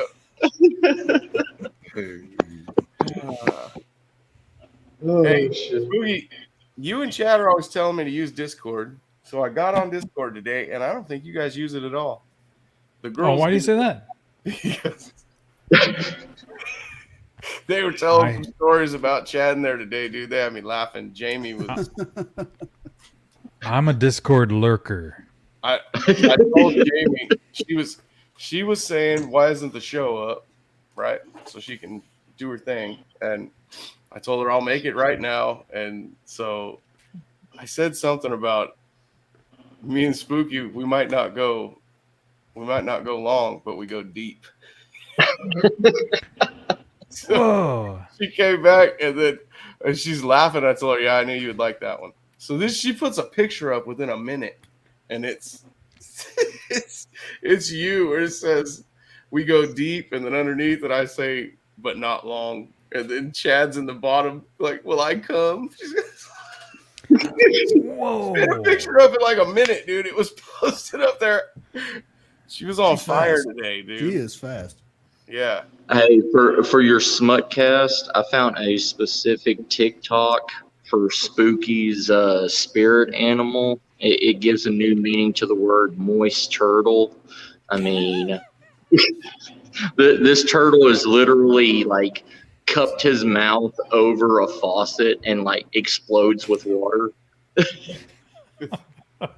She was asking. She put in there, Chad, wait the fuck up. I told her that I go, hey, Chad's not asleep. He told me this morning. He told me this morning he had to go to Home Depot because he woke up with morning wood, and his dick got caught in the ceiling fan and he broke it, so he had to go get a new ceiling fan. Instantly, she had a picture of Chad made up of him at Home Depot with a big ass piece of wood between his legs. Oh, shit. So I was like, yeah, Chad's not reading this. I didn't get one message from Chad after saying all that stuff and after seeing all the pictures, and he never messaged me. I was like, these guys are telling me to use this all the time, and I don't think they use it at all. Chad's very elusive on it. Oh, he would have But said something if he seen that stuff. It was funny. Jamie, if you want to get Spooky's attention, you got to go to the smut, the smut chat for Spooky. We've watched that at the zoo. What? Turtles? Turtles making little turtles. Oh, Melissa. Yeah. We would ride the turtles that are riding the turtles. Yeah. You get in on that action. They were easier to get on them ones. They were lowered down in the back. We did used to climb this little fence. You're not supposed to go in there, but our family's hillbillies. So they let us jump this fence, and we'd go ride those big ass tortoises. Poor things like 130 years old. Got two little fat kids riding around on them trying to race them. It's like this turtle has seen the end of the Civil War, and your fat ass is riding around like a Yep. Trying to get a stick, poke him in the ass so he go faster.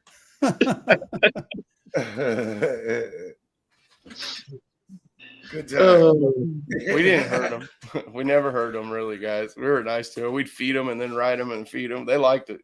They wanted you to. They would come over to us. Yeah. Like, if you got off of them, they would follow us around. We weren't supposed to be in there. It's the Fresno Zoo, bro. We were totally not supposed to be in there. Fresno Zoo. Really? I'm time around in the exhibits. And we would jump the fence and go in there. You guys were part of the exhibit in the Fresno Zoo. No one said nothing. We never really got in trouble. Sometimes we'd be in there with them for a half hour. Who the hell let the chimps out? I know. It's the zoo people would walk right by. This is how you get Planet of the Apes. What are you doing letting these chimps in there? Right.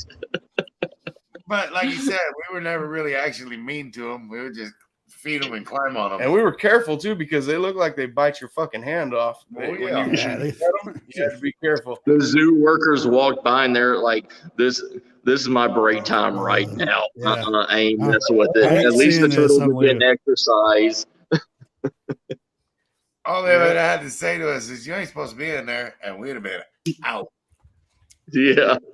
It started off because our uncle told us we could go in. Right. Well, they don't care. That's why the fence is so small. It's just get turtles in. So they don't go running around all over the place. I was already married with kids, and I jumped the fence and was feeding the baboon, and that shit went awry. Oh no! There was a bunch of baboons. What started it was I tried to give him some pink popcorn, and it would hit the fence, and he couldn't catch it, and it would fall below the cyclone fence is a big ass piece of cement wall. Yeah, he can't reach down there and get it, and it was only like this far away from it. He could almost touch it, and then he looked at me and turned his head sideways and stuck his little hand out, and he was. And I told Deanna, I go, "Fuck this." I looked around. She goes, "Babe, don't go over the fence." I go, "I'm going over the fence." And I jumped the fence and I went over there to the cage. I have the pink popcorn in my hand, okay, a piece of it. I break the piece off and I hand it to him like this, and he reaches out and grabs it. And with his other hand, he reaches through and grabs my pinky. No, I only had a piece of that stuff with me. He's holding on to my hand that I have the other big piece in, and he's swinging it back and forth while he's eating this piece of popcorn, looking around. He's all happy. So now I take the big piece, I put it in the other hand, and he lets go of that pinky because he finished his popcorn. And I give it to him, and I feed him the second one. And I was like, oh, this is a bad idea, right? And so I'm scared to do this. I give him the second one. He takes it, but I keep my hand back this time so he can't grab it, the other hand. Yeah. So he takes it, and then after he takes it, he's eating it, and he sticks his hand back out. And I'm thinking, oh, no. So I stick my finger out, and he grabs my hand. He grabs my finger, just starts swinging it back and forth again. So he's eating his popcorn. There's lots of baboons in this cage. There's like 10 of them in there. One of them comes up to get the popcorn. This guy lets go of my finger and beats the shit out of this other baboon. Oh, it was like the scariest fucking thing I ever seen. It was right in front of me because I'm in there.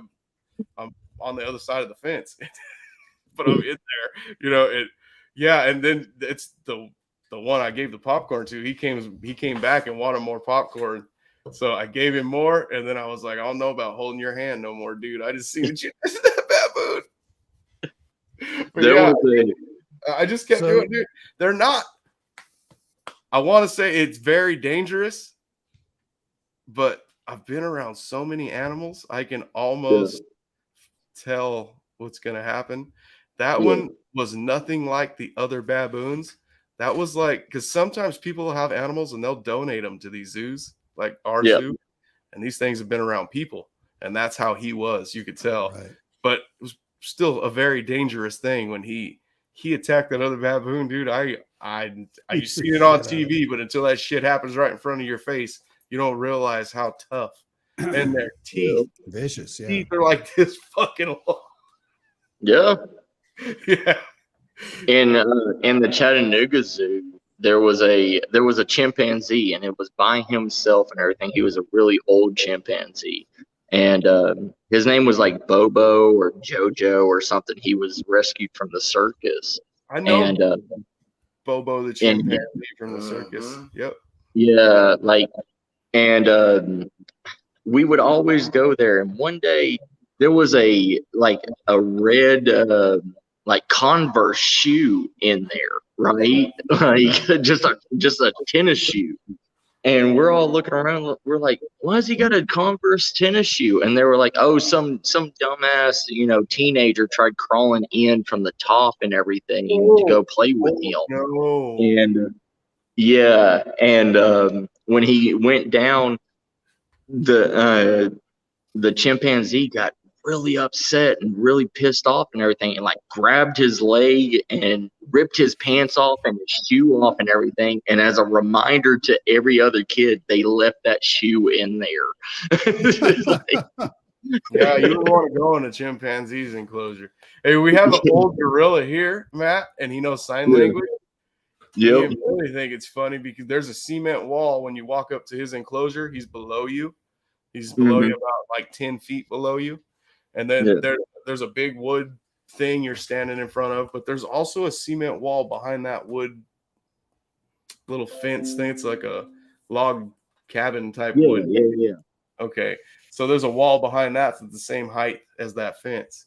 So me and Billy will walk up, and when there's a bunch of people standing around that enclosure, Billy, if you stand there like this where no one else can see you and flip that fucking gorilla off, he gets so fucking pissed, dude.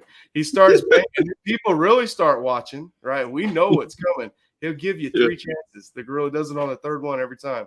You flip him off, and he starts banging the floor. Flip him off again. He starts running around the enclosure, jumping off things, and then he'll stop and just look at you. Flip him off again, and then duck down behind the wall because he's gonna shit in his hand, and he throws it all over the crowd, dude. It's the funniest goddamn thing, dude. And it's like an every time thing. This guy will shit in his hand and throw it at you if you flip him off 3 times. Is he still there? The thing was old as he was old, an old silverback gorilla. Yeah. In a while, I like that. Yeah, ever since we were kids, dude, that's been a thing we've done to that gorilla. I couldn't imagine crawling into his enclosure. He would like to kill me. He's like, those fuckers are back. I've been telling him fuck you for the last 20 years. He's been wanting to kill me. 30 years.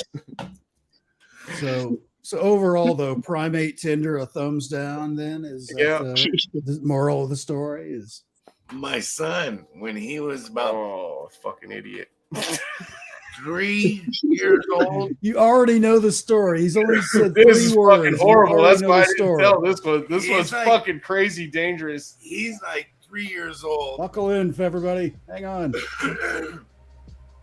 His mama's pregnant, pushing a stroller with about a 1-year-old in it, and she's almost ready to pop. Yeah. He's standing next to her.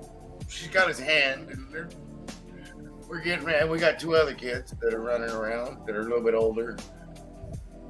We all look at the gators, and we could try to see them. We can't really see them. They're all in the bottom of this big ass swimming pool looking thing.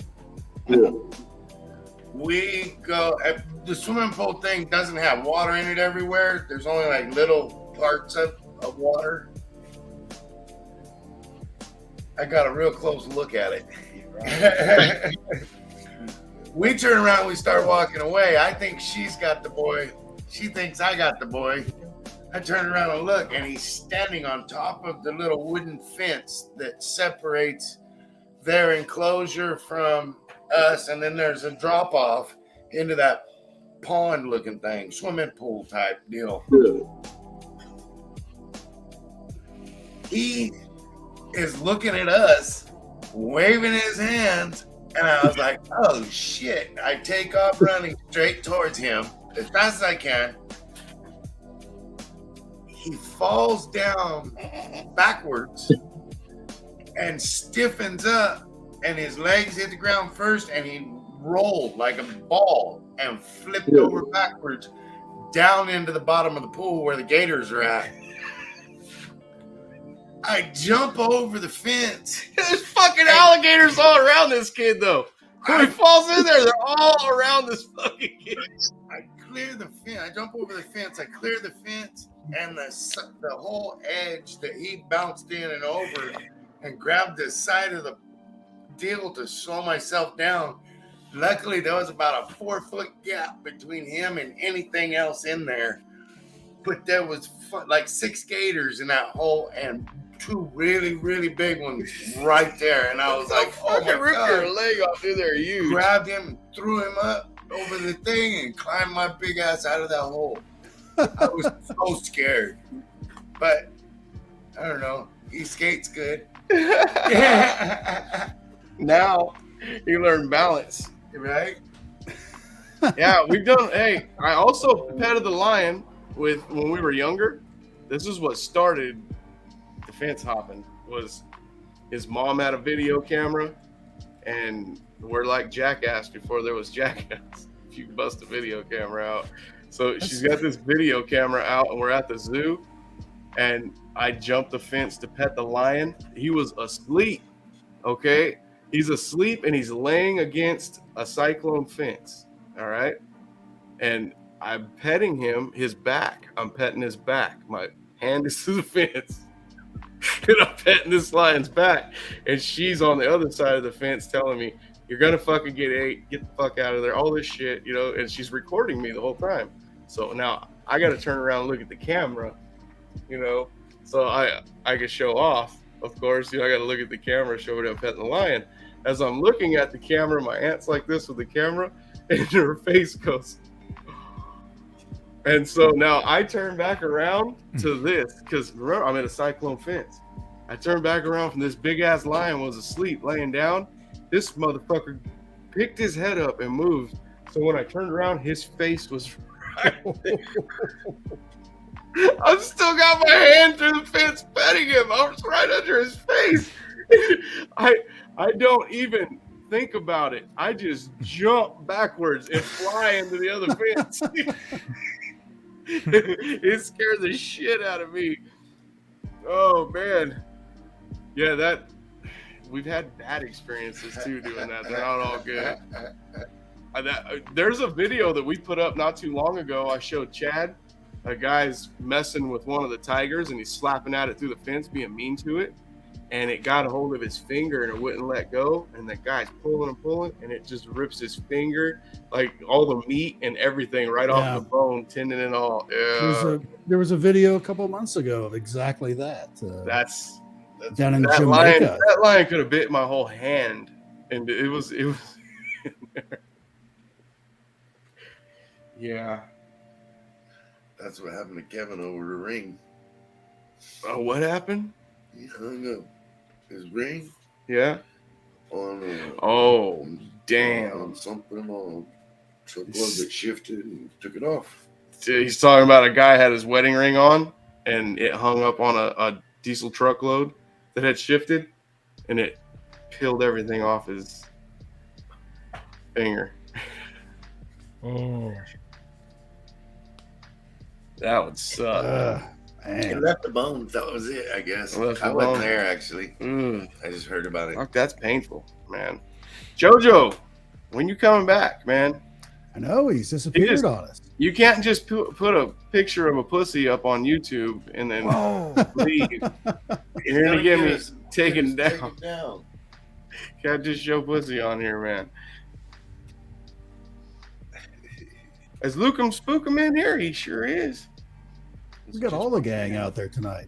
I know what's going on, buddy. I seen Cassie saying hi to him. What's up, Cass? Hi again, Cass. Wreck-It Rod's in here. Come on, where's Jake? I think Jake should have been in here tonight. Oh wait, he's probably working. Yep, him and Chad both at work. I forgot. Whoa. What happened? Well, Melissa Nicole. JoJo's jeez. getting a diaper change. God, Lord, man. Well, that's what happens if you leave. You're jacking off. You already know Melissa's gonna get you. Yeah, Wow. that's the rule. Yeah, if you disappear, Cosmic that's what- neighbors. Hey, Ron. Hey, Ron. What's up, buddy?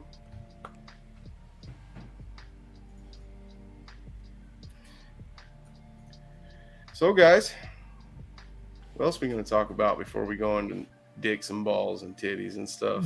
Bring up some astrophysics and then go straight into waxing coochies or something.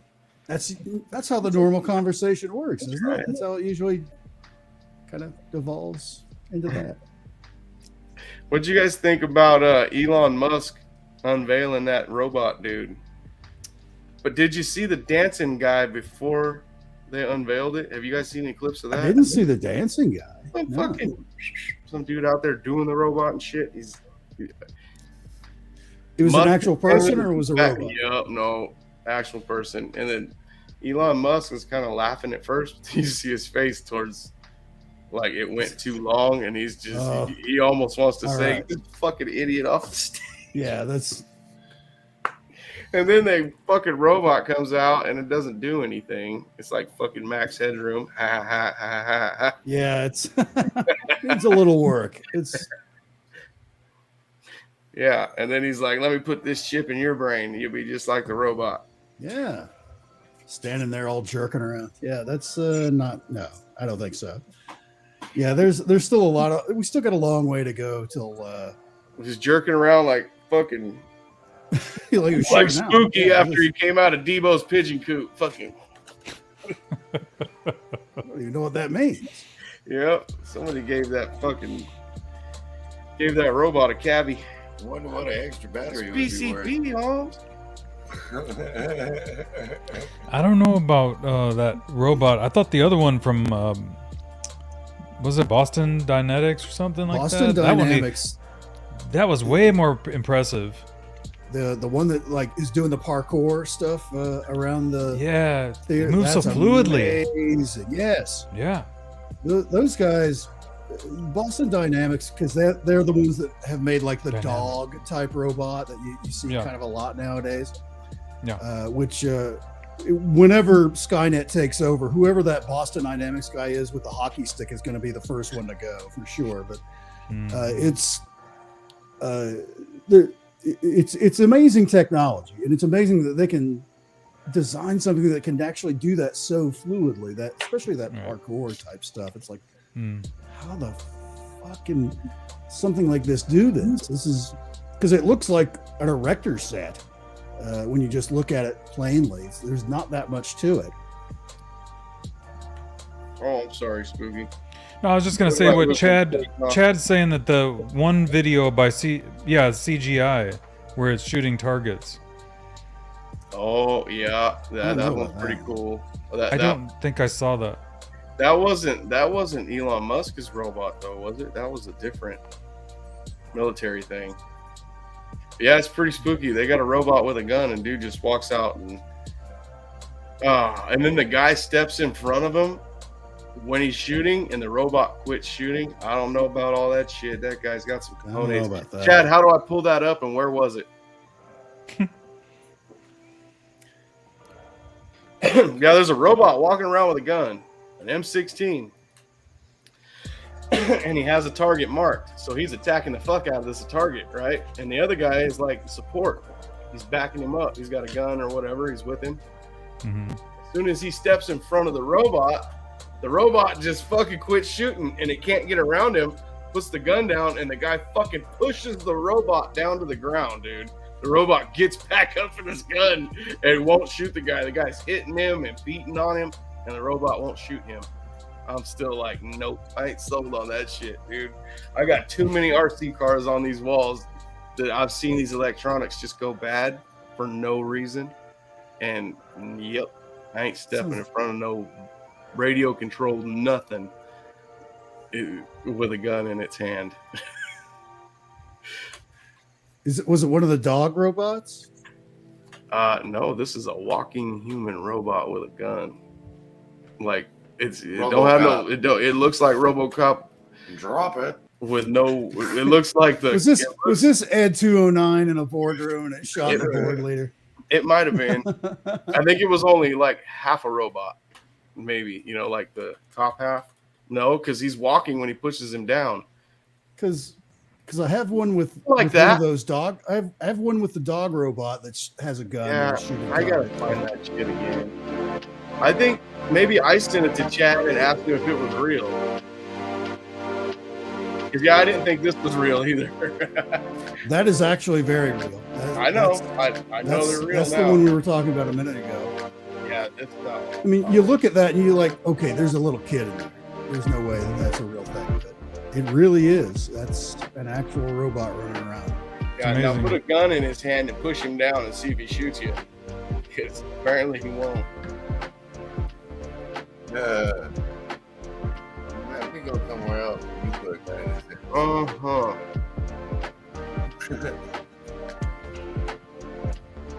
Whoa.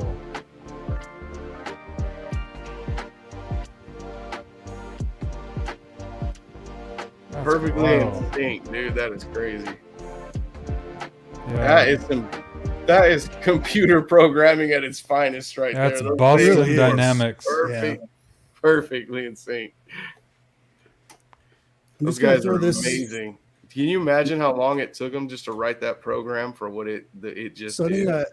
I just put a YouTube thing in the private chat. Is that the one that you're talking about? Let me see. I don't know what's going to happen when I click on this. We can tell secrets. Oh, we're still here. I know we had private chat. Oh, yeah. Yeah, we can talk about the chat room in here, and they can't see us. Lucky I'm muted right now, and they can't hear me. We can hear you. Yeah, oh, you're not muted. Damn, I'm sorry, guys. No, it's I'm sorry.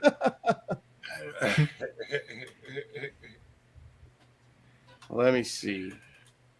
That's that dangerous little bastard right there. Well, go ahead and play it then if you want. I mean, I don't think I can. Why not? Whoa. Well, I'm playing it. This is what we're trying to explain to everybody, and this is the only way I'm going to get it explained. So let me, yeah, we're going to play it. If we get in trouble, we'll deal with that later. Hopefully we don't get in trouble. Guys, we got to do this.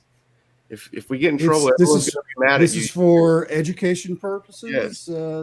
We're formative. What's the other buzzwords they say for all this shit to keep you from getting struck? Formative. I will make some up, so they got to look them up. I'll never find them. Share screen. That really does look like it came out of a Star Wars junkyard. This robot. Okay. This is. This thing's pretty. Like it. It's pretty damn amazing, guys. All right, everybody can see that, yeah. Yep. Yeah, we can see it. Okay. And maximize. Maybe skip ahead a little bit. But No, we might as well not. all right. There we go. I might as well just play the sound.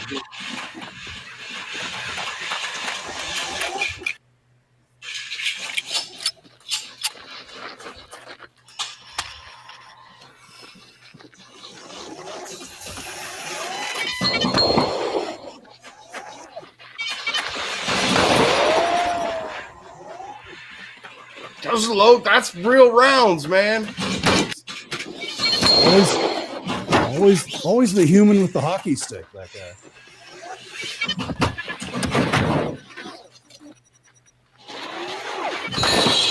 Still got that son of a bitch.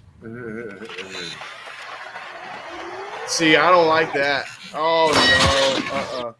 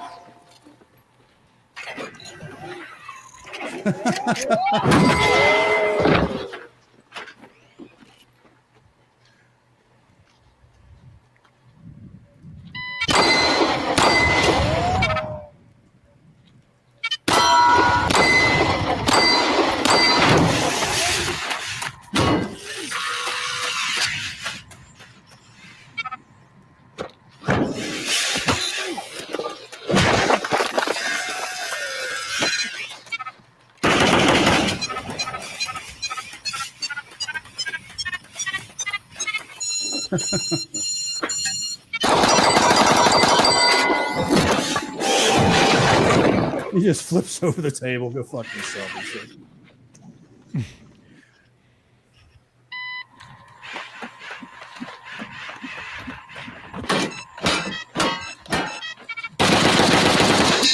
This is the one I put in them boys, and I put, is this fucking real?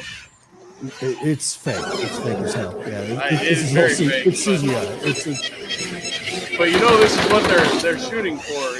This is what they want to. Oh, exactly. This is exactly what they want. Is something that can tell the difference between a real person and.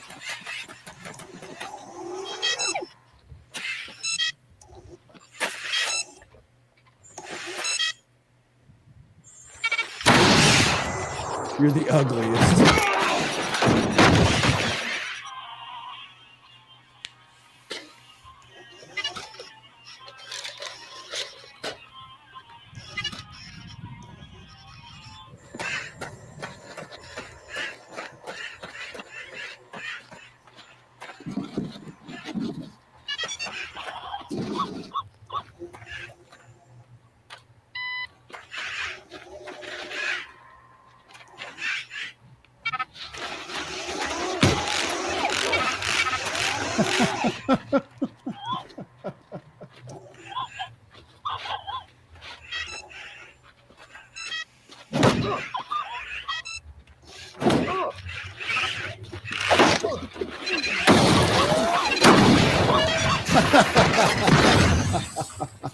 He just grabs the dog and jumps off. The siren's going off. He's gone. That's what's gonna happen. Doggone. Screw you, hockey stick bastards. Yeah, it's really good CGI. I'll give him that. But that is not that far from the truth, though. No, that's what they want to do. Testing and stuff like that. But that's can you really imagine what's going on. stepping in front? They probably have shit like that already, and some dumbass is. It's fake when he shoots the guy next to him with that 50 cal because that other guy's head would have exploded too. You can't shoot a bullet. Just the sound, just the concussion alone. Yeah, it would have knocked his ass down. Brain, dude, it would have killed him. I used to think that was a myth. Like if I was to take my deer rifle and shoot it by somebody's head, that it would kill him.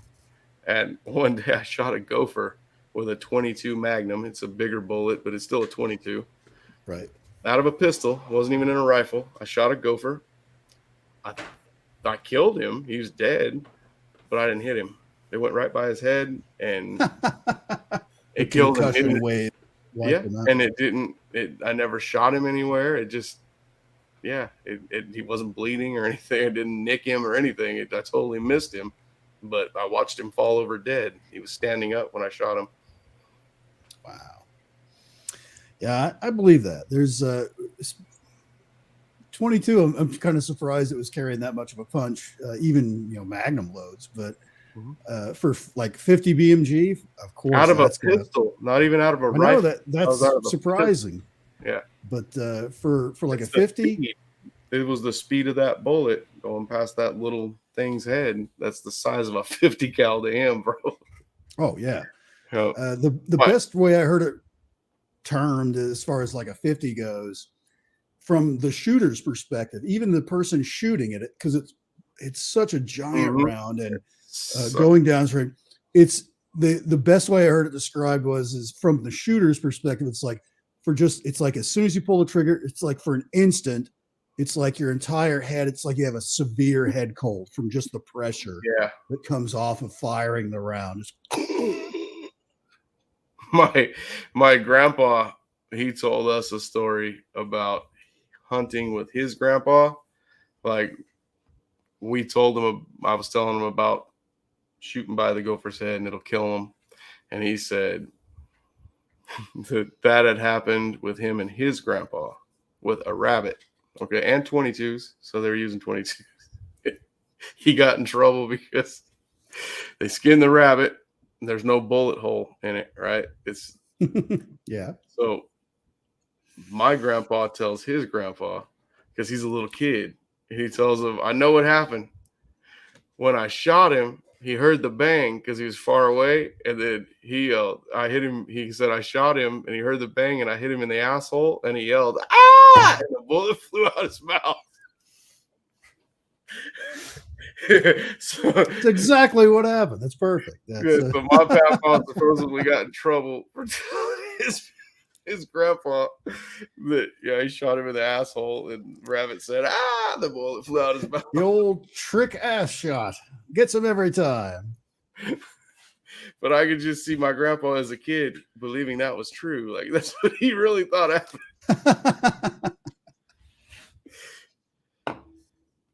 Yep. Man, oh man. I almost got it from him one time. I always like, I knew how I've known even with his dad, all my uncles, I know how far to push them, and it's not very far. It's not very far. When I was a kid, I used to like to feed the chickens, and we had a big 50-gallon steel drum where the chicken feed was in. Yes. Yeah. Anyways, he had the lid off of that. He tells me to feed the chickens, so I throw out like 4 handfuls. He says that's enough. So I grab another one and throw it out, and he goes, hey, that's enough. And I told him, all right. And so he turns around to do something. I grab more food, just start throwing it out to him. He turned around and told me, he goes, hey, get you another handful of food. That one over there looks hungry. Throw some more out there. And I almost did it. And I stuck my hand up there, and I looked at him, and I go, no, I think they're full. He got so mad, he almost beat the shit out of me because he wanted to whip me for grabbing it. And then I stopped right before I did it. I told him, no, I think they're full. And then that made him even more mad. So It's like I've already gone too far, and I know this is too far. He told me I better get my ass in the house with my nanny. That's what I did. What are them geese doing? I don't know. There's geese flying around right now outside. What? A coyote probably got in the holding pond over here. Uh-oh. And he's running them out, trying to get them, so they're flying away. It went through the hole your dog keeps getting hung up in. It's well after dark where you're at, right? Here it is. Yeah, yes. I'll go out there with the damn 22 and smoke some of those coyotes for trying to kill those geese. I hate coyotes, man. Yeah, those things are. I'm in a suburb, and I still about every 4 or 5 weeks, I'll get woke up in the middle of the night with just hearing a whole pack of them yipping and carrying on. It's like, really? Man. There was a pack of them out behind the house a couple nights ago. Maybe it was last night. I mean, last night. It was loud, dude. When I used to work on the base for varmint control, for lack of a better word, whenever we'd get a coyote on the airfield, it was one of those things where it's like, do not take your eyes off of it when you're chasing it around. Because I'd be in a truck chasing it around on the airfield. You know, we had 2 runways that were side by side, and if you looked away for a second, you know, even just to make sure the pathway was clear when you came up to like an intersection kind of a thing, look back, they'd be fucking gone. It was like there's something to those old trickster myths and legends from ancient American stories of them being trickster animals because they just vanish like that. It's like it's an open flat field. There's nowhere for them to fucking go. Where the hell did it go? Somewhere close. Yes, they know every little depression in Yeah, I was every gonna say little they can field. duck behind a furrow and you don't even see them. Yes, They know how it to was crouch and hide. amazing. They're pretty nuts. It was And- really amazing. And what's funny is people think, oh, it's a coyote, it'll run away. Yeah, 4, 5, 6 of them, they'll run away from a grown man, but 20 of them will fuck you up. 20. Wow. That's a lot. that's like what was out here last That's night. what you got out there. Crazy, 20? dude. Oh, For or some bigger. reason, they're all big Really? and healthy right now. Yeah, they're big. They're good size. Wow. Like Those are huge. Yeah, look like I- fucking German shepherds running around. holy Usually shit. at the end of summer, they all look pretty ragged and whatnot. These guys, they look fresh, ready to go. Yep. Wow. I didn't know they had random packs that big. I had a I've buddy seen that them. had 5 to 6, and that's kind of it around here. his dad had dissed some up a den.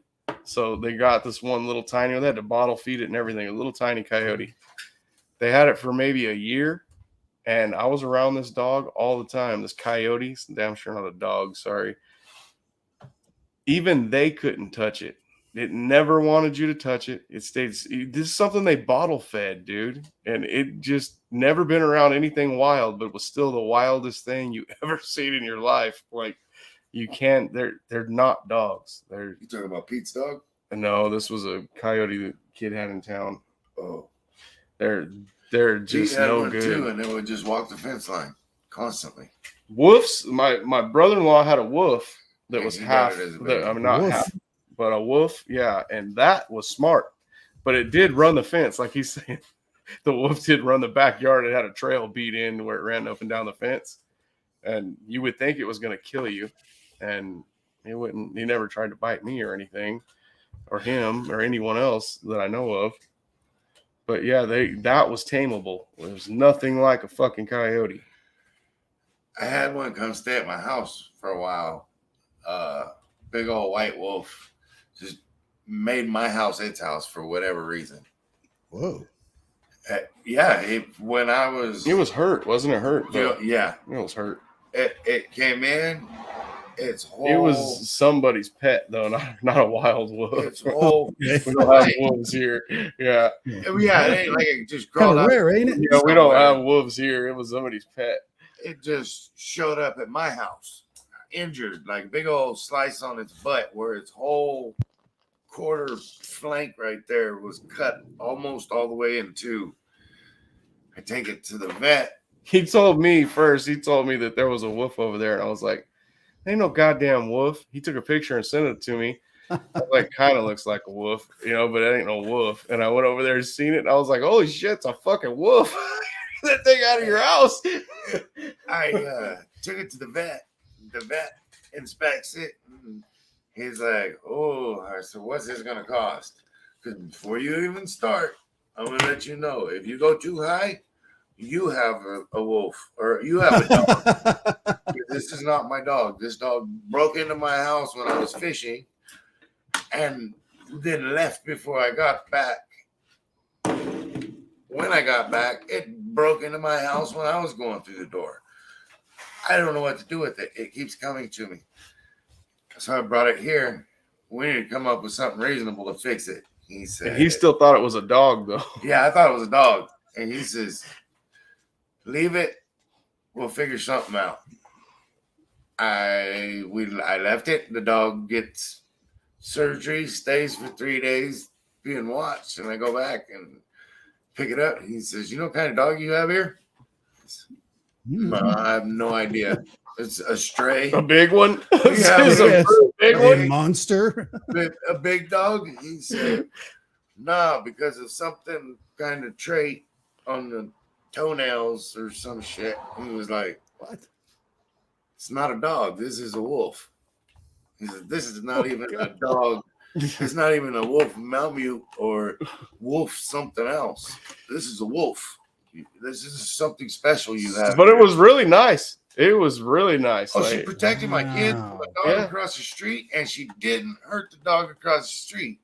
She was like so big, and we're talking about Dogo Argentinos, big, huge dogs coming running across the street to chase my kids because the gate across the street got left open on accident. And this wolf would run. It happened several times. She would run out, grab him by the neck, like take a "I'll kill you" kind of stance, and then roll over on her back and control their head until they calm down, and then she'd let them go, and then they'd quit, and then they'd go home. Even when I first went over there and seen that, I'd never seen that thing before, and it just walked right up to me, wagging its tail. It was not. That is so bizarre. Yeah, and then That's why we thought I thought it was a dog, and then but when you see it, It's a wolf. Yeah, you know it's in front of it's her not a head, fucking dude, dog. Her head was like this long, It was crazy. It was big, just like the big German shepherds, and then it's kind of weird here but because a little bigger. they can't live here, like where we live. They can't. Why- They're not from why here, and okay. they're not. Yeah, it's too hot and stuff hot. here, and it's fucking horrible for somebody to get one of those and have it as a pet here. So was it white because it was like an Arctic breed, or was it an albino breed? I don't really know. We much don't about have it, white. We don't have white wolves here. That- Oh, right. I mean, it was. That next spring, after she came to my house with her butt all hung open. Oh, by the way, when I went back to pick her up or see what the bill was or whatever, he calls me into the back and he looks at me and he's like, "Give me $200 and it's covered." I was like, "Oh, really? Cool. Now I can find out who she belongs to without her dying on me in my house."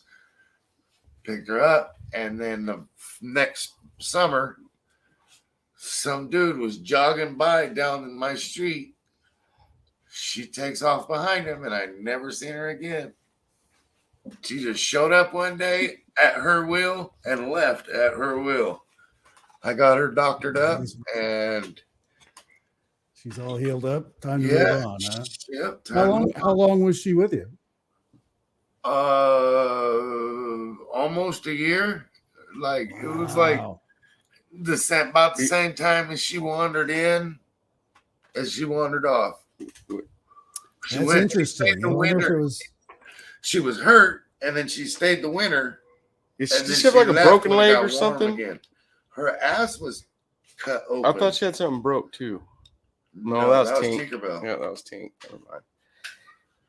Yeah, that's right. But yeah, it was funny because he told me that, and I was like, "That ain't no fucking wolf." And then I want to see. I was like, "Jesus Christ, better get this thing out of your house. That's a wolf, man." Yeah, she wasn't like the other one I was telling you about that ran the fence. He looked at you funny, like when you go out in the backyard with him, and he would just look at you and run back and forth against the fence until you said his name. Then he would turn into a pet. Then he would start wagging his tail. Then he would. But that other one didn't ever act like him. She never. I don't know. It's like you can have them as a pet, but they're still a wolf. They're still They're still a little wild. Yeah. If they get out, they're not the neighbor's pet. Then it's a wolf. There's gonna When they bite somebody, it's not like a domestic dog biting somebody. Oh, it's horrible. I can't imagine it would be just a simple bite either. It was just They would kill you, ripping off arms and stuff. Yeah, that's. They would go for your throat. I think like the particular one that was at my house seemed like it knew exactly how powerful it was, and it just tried to stop the situation from getting out of hand. Protect. She didn't hurt the other animals. Well, she could, but she didn't. Fought them. That's what he's saying. She didn't hurt them. She when just that bullied dog him. crossed the street, she just controlled him and basically showed him, "I'll kill you." Chill out. And he'd chill out and get up and look at her and go back across the street. Like, and she didn't hurt him. She wasn't trying to kill him. Nothing. She would snatch his neck up and lay on her back. We've had horses like that, dude, that have hold him. wandered up and then I've just had a horse for like a year because I didn't know what to do with it. Like, yeah, they would Alright, need- I guess I'll they feel would We you. need- got a dog like that the other day. I took it to my kids' mom. Oh, that's right, huh? Yeah. One wandered up. Wandered up to my a little house. puppy. A I little can't make cute ass them leave, dog. and they don't belong to nobody. What is it? Why are these wild animals just kind of like wandering They up to your drop 'em spot? off. They like, because we live in the country, so they drop them off, and then they'll We see have other dogs. animals. And then, because I had horses, so the horse just walked up. Horses are Must be the expensive. place to go. Yeah, We found that's funny. here in Easton when I was in I think I was in high school or I was still in grammar school. I came home and told my dad, "Hey, I went to school yesterday." And because I would walk or ride my bike to school, something my dirt bike or walk to school. And I told him, and there was a horse or a pony that was tied up to the fence at the school on the outside. And I went back again today and it's still there. I go, no one's ever came and got it. It's been tied up with like maybe a 6-foot lead rope to this fence with no water. It's just tied up to the fence. And so my dad went and got it, and he could barely walk. His hooves, it looked like it had those what are those clogs, those shoes. And horses, they walk, with their feet straight up. His Right. heels, his hooves were They're all curved out. out. His ankles were curved out constantly because that's how long his toenails, guys. That's what it is Right. for It was- his hooves. They'd grown Yeah. out from So- not wearing them down. Yeah. We called the guy that does our horses, and he came out and shoot him and cut his toenails all off, and because it barely moved. This thing barely walked. And I remember as soon as he was done, soon as he was done, it went from like a 50-year-old pony to a 2-year-old pony. This thing started bucking and running, and Freedom. yep.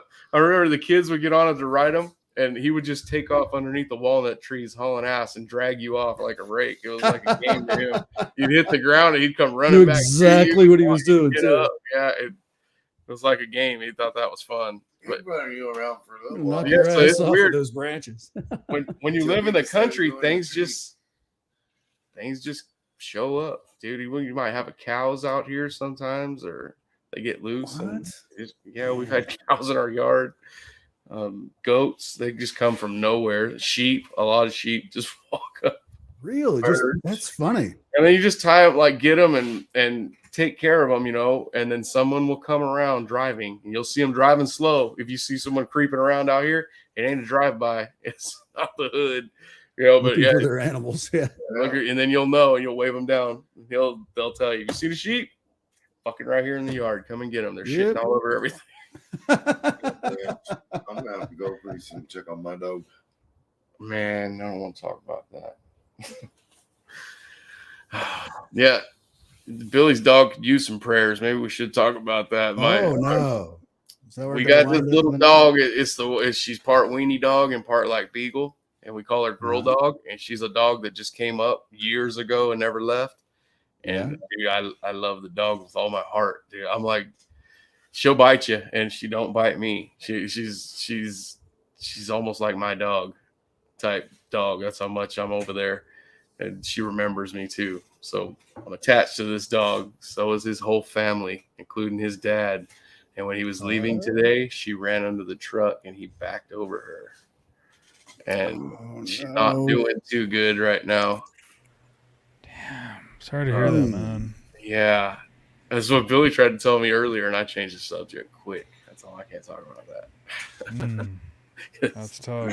It's like She's hurt pretty good. It's the same if you'd have backed over Rocky. That's how much I love that dog. She's a stray that just showed up one day. It was right after I got mobile. I still had a ramp on my porch, and there was a couch that I had outside where I would go outside and smoke weed with everybody. I would go out the door in the wheelchair down the ramp, and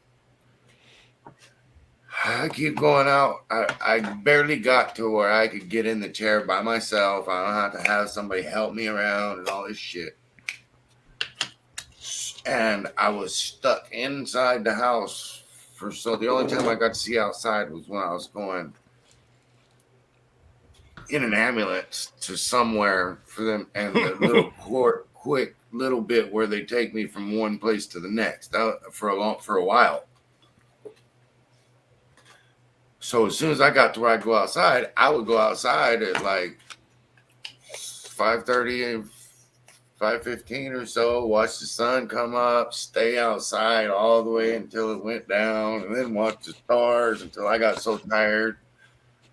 That's how I got into carving stuff, actually, because I just needed to sit out there and find something I could do, take up my time because I was going nuts. And this dog, I start waking up and it's curled up on my couch on my porch. And I'm like, get out of here. Yeah, he was mean to her, Go dude. on. He was Yeah, mean go to her. home. He was trying to run her off all the time. He was Whoa. mean to her. I, And he'd tell me, don't pet that dog, she won't leave. where Sonny lives, people drive stupid, but there's not a lot of people. It's bad where he lives. Where I live, big rigs doing 80. Down Right, country it's road, shaking man. my house Little because tiny they ass drive by. 2-lane road. Yeah. It used to be like kind of a rural area, and we'd catch people running down south to like Hanford or something. And now, I don't know. It's almost like a major highway. Dogs get flattened out there. So I wanted this dog to go home. Some little kid somewhere is missing this dog. Go home. Right. I run her off for probably 3-4 weeks. Then one day I walked out and she was out there, and I had a egg sandwich that I was eating, and I looked at her. I was like, "You look kind of hungry," and I handed it to her. She set it on the ground, picked through it, grabbed the bacon, ate it, and kind of looked at me snooty, picked at the egg a little bit, and then got back to the couch. I opened the door. She came in the house, and she's never left. Wow. She taught my other dogs how not to be dumbasses. Yeah, his other dogs are King Corsos. These dogs are 100 pounds plus. And she's Tinkerbell's about 160 right now. and, She's and big. this other dog she don't bully him, but she regulates them. She keeps them from fighting. She teaches them how to fight too. It's hilarious. She's with them. little. Yeah, She's like and she's awesome, man. probably about that long, maybe about 18 inches from chest to butt. Yeah, she's like a weenie dog with long hair and a little bit longer No, because she don't have long hair. She kind of looks like Maybe a hairy weenie. yeah, hairy weenie, not a long haired dog, but She like looks like a Doberman weenie dog. So, A Doberman weenie dog. just fucking smart, Yeah, she got the dude. little brown eyebrows. She's a black dog with And brown eyebrows. She got backed over by a fucking full size Chevy pickup today. She's a really good dog, What's her name again? girl dog. Because I would Girl tell dog? I would tell my kids, don't be playing with that girl dog out there. She needs to go home. I told you he's mean as hell to her, throw rocks at her and shit. And then Well, I walked out with that sandwich and was like, damn, this girl dog, are you still here? Here, you look hungry. Come on in. And she appreciates her home, I guess. Yeah. positive thoughts from the chat, please, for girl dog, Yeah. lady dog, or whatever it is. She's You witch ladies do one of them spells and do Right. some pet cemetery shit. Make this dog better. Pet Cemetery. Wait a minute. We're not that far yet. Is she? Yeah. Speaking of Amanda, you guys, everyone remembers Amanda, right? From the Yep. show. we miss Amanda. She is dog sitting right now with girl dog. So Aw. I'll see if she's still alive. I texted her a little while ago and she didn't answer me, so I got. I'm so bad with it. Oh, no. The dog next door was sick. My daughter's pit bull. When I left for the drag races, and I haven't seen him or heard anything about him since I left. So I'm assuming he died. My kids won't tell me. So I'm assuming he's not alive. I'm just assuming that he might be, but I don't think he's gonna make it either. He got really sick. Oh, man. Yeah, that's rough, dude. Because That's tough, you man. guys see how I train my dogs. Even Rocky Yes. right now, he don't feel good, but he'll be all right. Yeah, he'll be fine. This is how you check and see if he's going to What are you laughing at? Which one? These ladies. Oh, shit. Speaking of, We got prayers out in the chat and everything for Look, Billy's showing you his clip. this is what Amanda got me. This is for my birthday. Whoa. Look Matt. at that. It's my little, Satchel, that's cool, man. That's a clutch. it's And it's a tobacco pouch, but Little medicine pouch. yeah, exactly.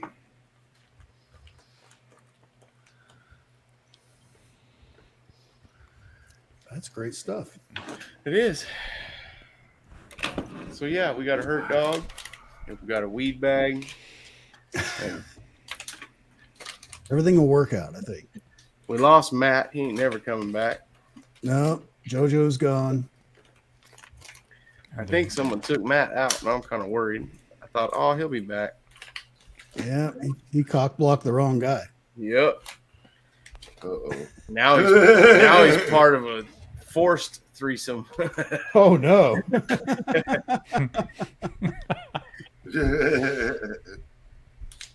He knocked on two buff guys' window this time and was like, Oh "Knock shit. that off."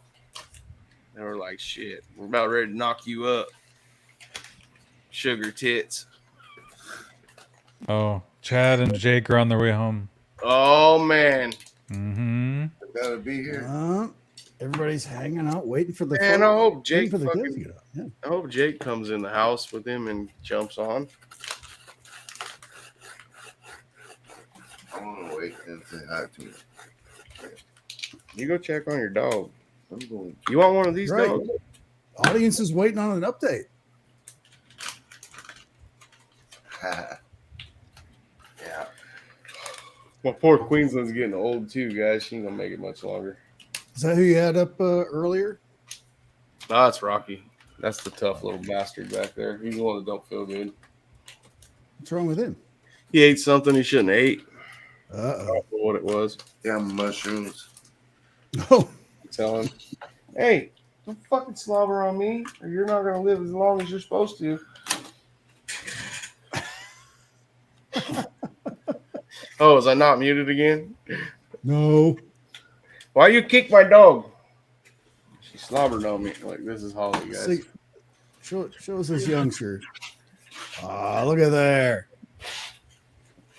Hey, you look up here and show him that face. Like, stop messing She's with trying- my head. She's Yeah, trying to right. get to Billy. Those are the other dogs that are really mean. The Queensland Healers. Not to me. And then after I tell her not to be mean to you, that dog too, she'll love you to death. She cries when Billy comes over here. If I don't let her out, she actually screams. That's how. He's the His dog other dog. whisperer. He's taming wolves and stuff. Come on. Oh, that's you. That's Sonny. That's the Yeah, Sunsaber, that's not gonna happen, man. What happened, Sunsaber? What the Sunsaber, hell you doing? he says the naked. Oh snap! The naked posters are next. The Men of Paranormal Chop Shop, November That's right. edition, full frontal. We're going full Monty in this bitch. It's gonna have to be a close up. That's the only way I'm showing mine. I'll have to turn off my lights. Mine's gonna have to be superimposed. I look really good in the dark. Just all of us doing an elephant walk Oh God. for December. Dressed like up with Santa Claus, all his little helpers doing an elephant walk.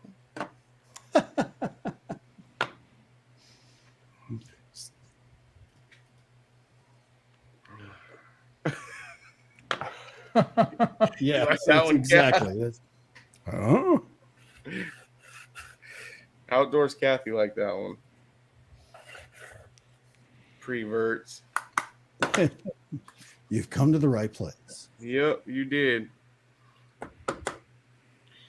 Guys, I can't wait. I have a comedian now I can actually say this because I've talked to him again. Uh, Got a comedian, and his name is Jeff Leeson. And guys, this guy is busy. He's so damn funny. Jeff And Leeson. oh man, funny. I could probably pull his stuff up because he's going to come on the show. He's going to be a guest on the show, Oh, and I think nice. we're gonna try to have him as our first guest for Odd House Network. Oh, the king of crowd work. Yes, he is a very funny guy. I gotta go, Cliff. All right, man. I'll see you later. All your shit's over here, guys. You got your Got to say goodbye to purse. everybody. your purse and your clutch and your weave. His purse. Yeah, he calls it a clutch. A clutch is what a lady wears to a fancy event. It's his medicine bag. Goddamn it! Right. I like that one, Henzo. That's a good one. It's his medicine bag. You got a bag I got of weed. All of it in one. Yeah. There you go. All the cigars. Yep, your stogies. And the other one. Sorry, guys. He's taking off. He was walking out the door right now, and I was like, "What about all your shit?" Take your Hey, shit, Billy. with you. Hey guys. Have a good night, Billy, Have man. a We're gonna good send prayers night, for man. Girl Dog, man. Yep, That's it. Girl dog is in everyone's thoughts right now. that's right, Absolutely. man, dude. Mm. All right, cuz I'll see you later, man. be careful, dude. That light should have kicked on when you walked underneath there. Huh.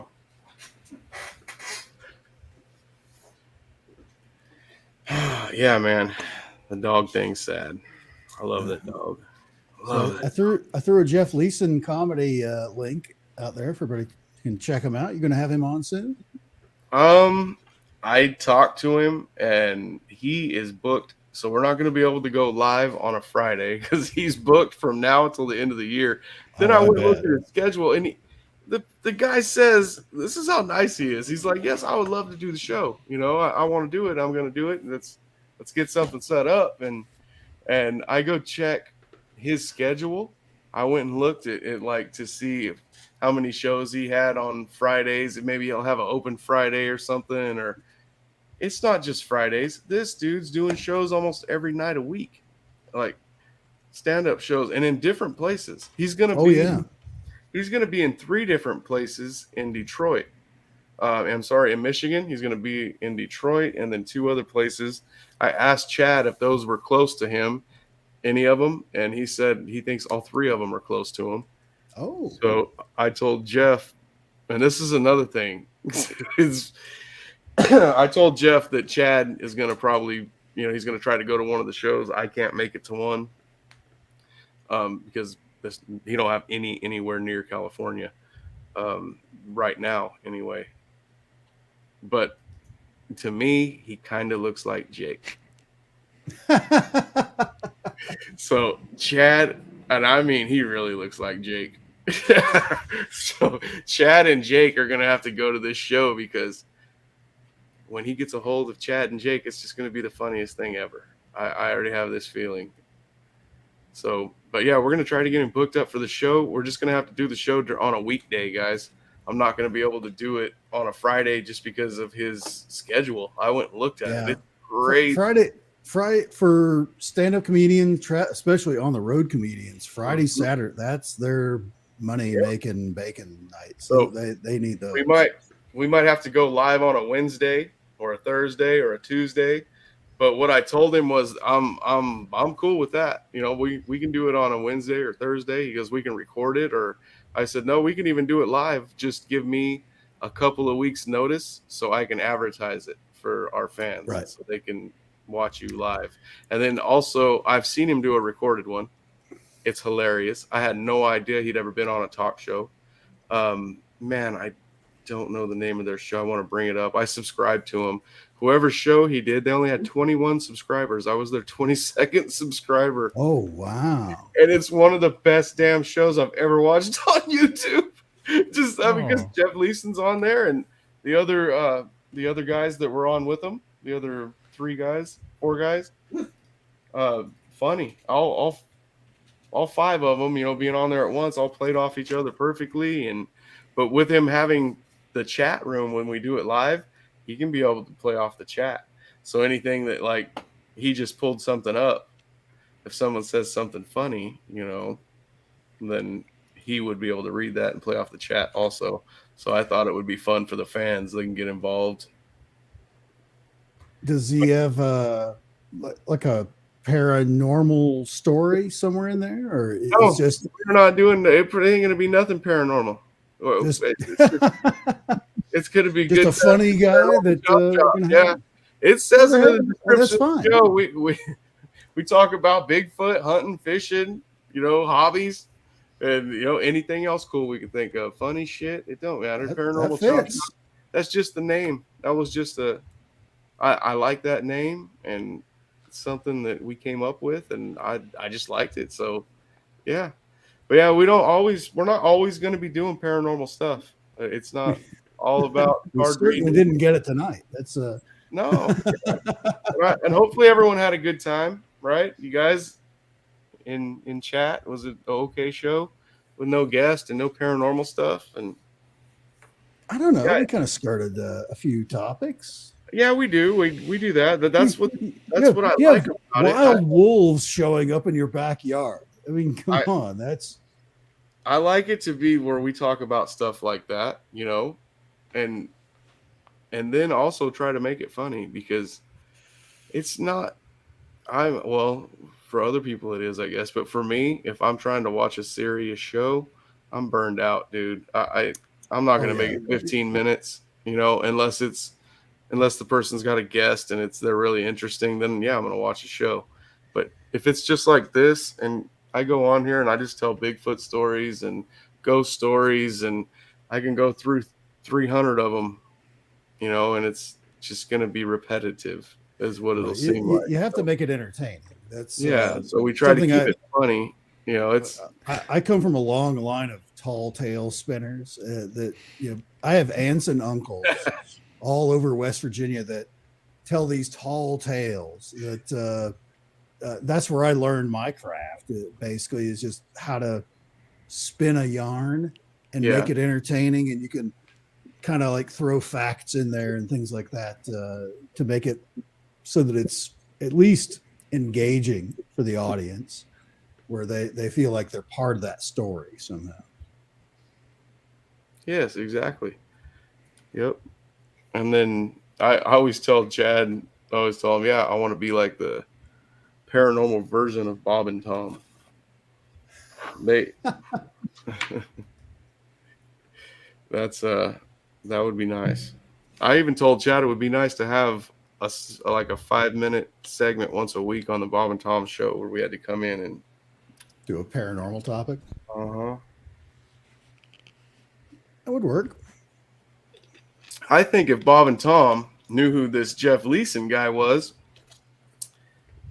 oh man, I want to pull something up and play it. Let's just search him. Let me see if I can find. Here's his YouTube that I'm throwing in the regular chat there. I'm gonna check. I sent. Sorry, I'm not Kevin Hart. Watch the full special now. Dude, that one's funny. Actually, the way he's talking to people in the audience, and the guy says, no, this is not my wife, it's my sister. And then somebody says his wife went to go see Kevin Hart because he's playing in the same town. It was funny, dude. I don't want to give no more spoilers than that, but you guys got to watch that one. Let me see if I can find this. If it's on here, I'll grab it. Pull it up.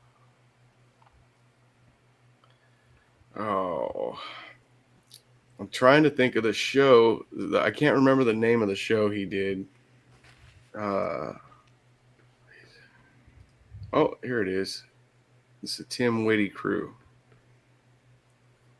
Matter of fact, when I seen him on here and I was talking to him, we were talking, and I told him I'd share it out.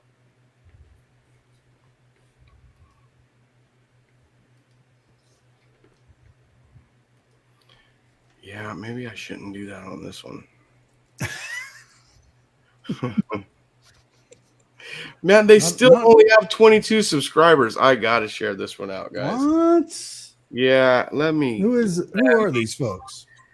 Okay, it's called Trust Me When I Tell You.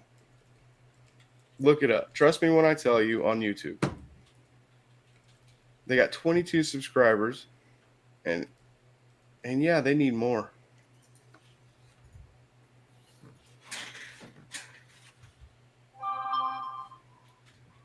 But yeah, after I had talked to Jeff, I seen him on here, and then after I watched it on this Trust Me When I Tell You podcast, I was like, holy fuck, what did I get us into? Link is out there for everybody to check out. Trust me when I tell you. He is going to tear our asses up. Yeah, you guys go check that out. That's the one you just dropped, Enzo? Yep. That's their channel. Yeah. Go subscribe to him, guys. Go check it out and go watch their video with Jeff Leeson on there. It's hilarious, man. It's very, very funny. I think it's on here still. Yeah, I'm watching it. Yeah, it's crazy. Check it out. Their videos, like he's got one from 4 weeks ago with 57 views, right? And then his next one's got 58 views, 50 views, 25 views, 18 views, 11 views. Then he gets to the show with Jeff Leeson, 1,001. It's got 1,100 views. 1,000. So the human fireworks display, is that what that is? Yep, the human fireworks display.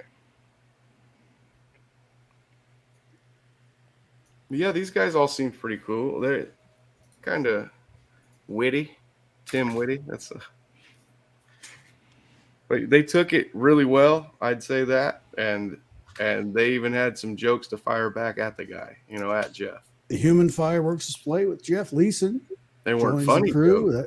That link is in the chat. People can check it out. If you're enjoying that content, like and subscribe. Seems like a cool bunch of guys. Really did. They did. I mentioned to Jeff in a message that I was going to share him out. I told him I'm watching that show right now, and it's just hilarious. There's no reason for these guys to only have 22 subscribers. I'm gonna share it out on the show.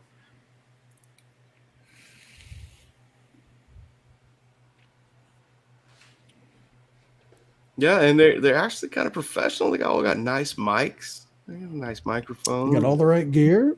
They're all matching microphones too. They do. But hey, they're just starting out. It's only been maybe like a year for them, I think. Yeah, they haven't. Their oldest stuff is only a year ago. So, Trust me when I tell you. Trust me when I tell you, podcast. You guys go check those guys out on YouTube. Where are they out of? Or are they just I'm trying to remember now where they said they were from. I can't remember. I'm not going to remember that for some reason. Probably because I'm high. It was the marijuana, guys. It wasn't me. Well, and the website that they link on their thing doesn't work, so they're on their own. Well, great. Because they had a trust me when I tell you.com that doesn't link to anything. So.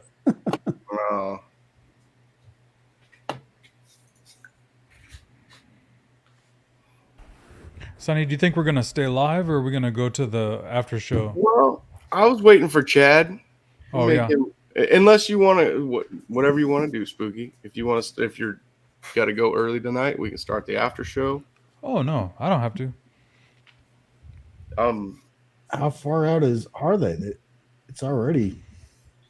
If it's 9, he'll be home in about 15 minutes. I know his schedule just like I know Deanna's. I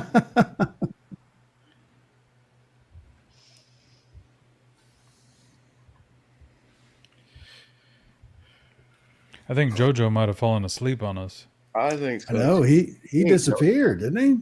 Wouldn't be the first time. I know. He didn't fall asleep. I know. He went to go get something to eat, and then he's probably watching something better on YouTube. Fucking guy. Oh, no. There ain't nothing better on YouTube. There better not be. There's nothing better on YouTube this time of night. This is the best show on YouTube. I hope. It's supposed to be, guys. I'm sorry. No guest, but I'm going to be honest. Sometimes I like having Enzo on here more than a guest.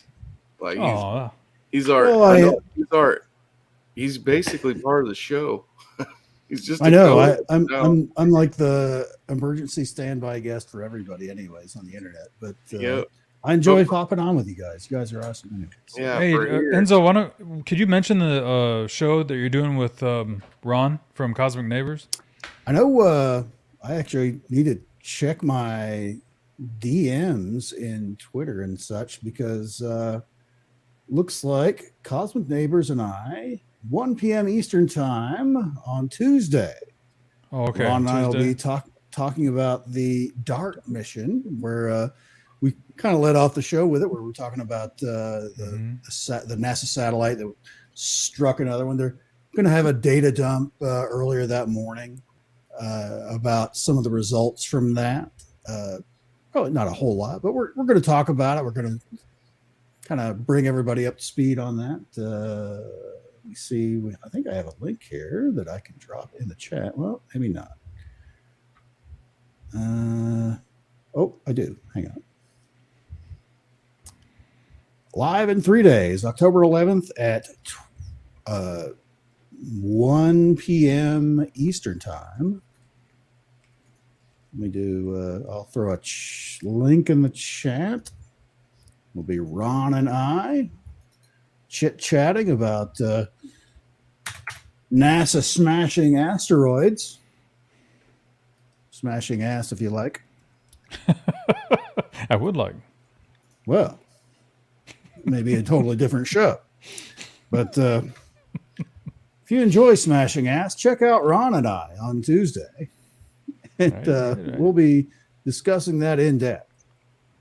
That sounds like a great one. You guys are going to be, I love you guys together. Ron is pretty amazing. Yeah. I can't even plumb the depths that Ron knows about, like 3D printing and things like that. And he's a big NASA guy too. I know I have like cursory stuff, but he's really got a lot of the insight. He really tracks it much closer than I do. He had a bust of Nefertiti that he 3D printed that he gave away. I think he gave it away to somebody. Yeah. Pretty damn awesome. I like that. I wanted that. Actually, I would like to have one of those. What was the one he just printed out for Akashi Chris? The Gobekli Tepe? Yeah, Gobekli. I keep wanting to say Gobekli something or other is what I want to say. Gobekli Tepe. That diagram is like, man, that's like amazing. I don't know what you would do with that if you had that, but I'm not a very artistic guy. I would like mount it to the toilet seat or something. I don't know what I would do with it, but I'm sure Chris would probably mount it to like the top of her tractor that she likes to drive around. She's a farm girl now. She's got her own tractor that she drives around there in Oklahoma in their new place. You know, for some reason, when I picture her on a tractor, I hear the Green Acres theme song. Yes, exactly. Green Acres is the place to be. Fun living is the place. It's a life for me. Yeah, we won't get into all that, but she is definitely an Ava Gabor type personality over anything else. Yep. That's another one of those things where that was funny back in like, you know, the 60s and stuff like that when that show was live, and because there still were people that kind of lived like that where I need to make a phone call, so I'm going to go climb the telephone pole out in front of my house to call somebody. You know, kind of a thing. It's like, yeah, these people still. This is still kind of a thing. Yep. But that just must seem so alien to folks today. You know, a lot of people think too, like when it comes to old shows or whatever, that they're not funny, and a lot of them, they're kind of. It's cheesy comedy, you know, now. But sure. I challenge anyone to go pull up an old sketch with Tim Conway, my old Uncle Timmy, Oh, and him, Harvey. him and Harvey Korman on Yeah. the Carol Burnett show. Yep, you pull that up.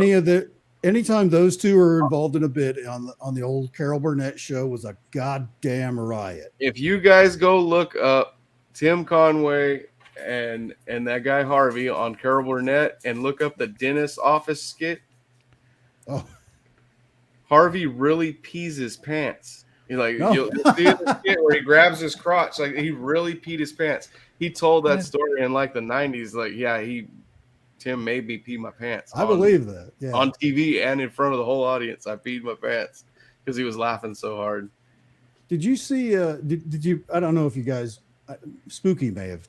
He keeps up with some of these shows. What's that? For the Better Call Saul, when there was Good show. the very last season where they did like the flash forward, where it's still not up to current day, but it's like current day for where Saul is. Mm-hmm. They're in Omaha, where he's working with. I was shocked when you see the curmudgeon-y old lady like walking around the grocery store at first, and it's like, holy shit, that's Carol Burnett.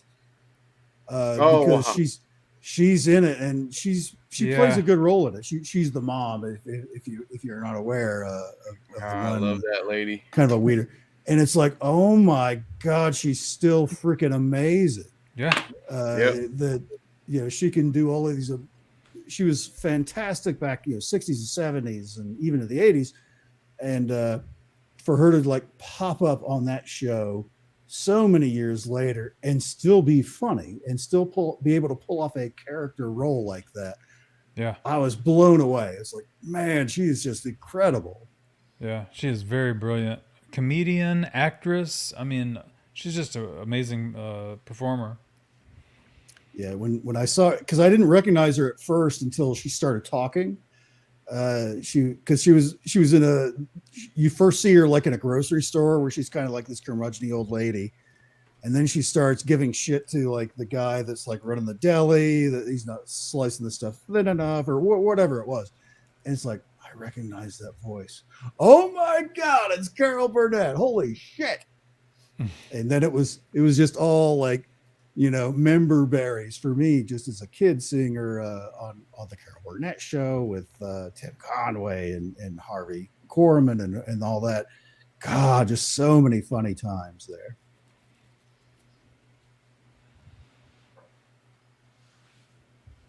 I think you're muted, Sonny. I thought it was my headphones. No, he's muted. You can see it. Yeah, Sonny. What the hell happened? Somebody just bought us a $5 coffee. Literally, Aw. someone just bought us a $5 coffee because their name is someone. That's Someone. That's the name. Someone of it. bought us a $5 coffee. Someone bought us a $5 coffee. Thank you Thank very you very much. much. Someone. It's very appreciative of me and Spooky. Will we need to figure out, Spooky? I don't know how to share it with you. Like I share everything with. I think I'm Dad. probably gonna donate my portion to the show. We need to That's what we'll do then. put money into the show. Obviously. Yes, we do. Us- We do. Is there like a rolling fund for dogs that get backed over in the driveway, kind of a Oh. thing? Oh man, no. That's, I don't want to do that. There's something there, I think, that I didn't even really want to bring that up, but then you hear about putting good thoughts towards things, and it makes it work sometimes. So it really is. with that dog, I feel would like- try anything. I love that stupid dog. Oh, you see that, just that love right there, just in that brief set, just few words that you just said, Yeah. just goes to show how much amazing love that you have for that dog. You may not be willing to admit to it, but it shows. It really does. That man, it is amazing the amount of love that pets, even in your case, where you have just random animals that just show up at your properties in the middle of the night, can be accepted and loved, is truly amazing and a true representation of what humanity should be. We just got another one. Thank you, Melissa. Oh, look at that.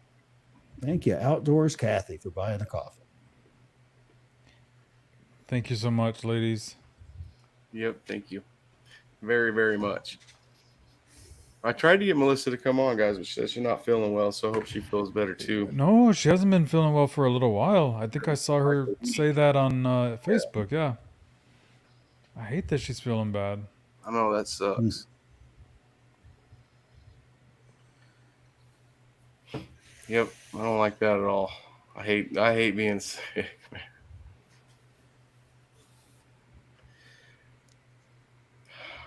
So yeah, guys, I thought Chad would be here by now. It's getting close. It's almost 10. He should be here.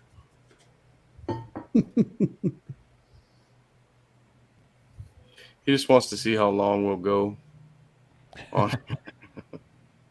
I just realized that link that I dropped for that show that I'm on with Ron. He captured an image of me from this show to put on there. It's this same That's stupid awesome, shirt Ron. that I'm wearing. That's awesome, Ron. I like that shirt, man. Yeah, that shirt's gotten a lot of comments today. Yeah, this is I have one that's got a black background, and this one kind of has like a dark blue background. The other one that's the black background that's similar to this. That's the one that I was wearing in Las Vegas earlier this year that brought all the nightlife out and found it very attractive. Mostly indicating that I had some more than in my wallet than what they understood. But I feel like maybe yeah, I'm not reading this right. He dropped me off at my place. I wanted to take my pants off. You're reading it right. Is this a penthouse? This is how every penthouse. He didn't want to go be on the show because he wants to run around in his fucking chonies. That is just begging for Melissa to comment, and here, of course, she did. Okay, you guys can see that picture of Jake. I need to take off your pants and your. I was gonna tell you about the animals wandering up when Jim was here. You know how he loves German shepherds? Oh yes. I have a German shepherd that comes up, that wanders up, and when it came over here, he's seen it. It's like he wanted to pet it, dude. As soon as he seen it, and the dog don't let no one touch it except me. So I got him over there, or got her to come over to me, and as soon as he walked up, I thought she was gonna run away. She went straight to him, man, straight to him, and almost jumped on him. It was crazy. It's just, and that dog doesn't like anybody. Not even if my kids come out, she'll run away.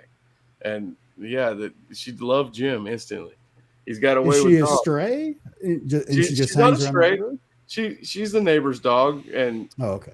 They've stopped and seen me petting her before, and they told me that's our dog. And I was like, "Oh, I'm not going to take her. She comes here every day.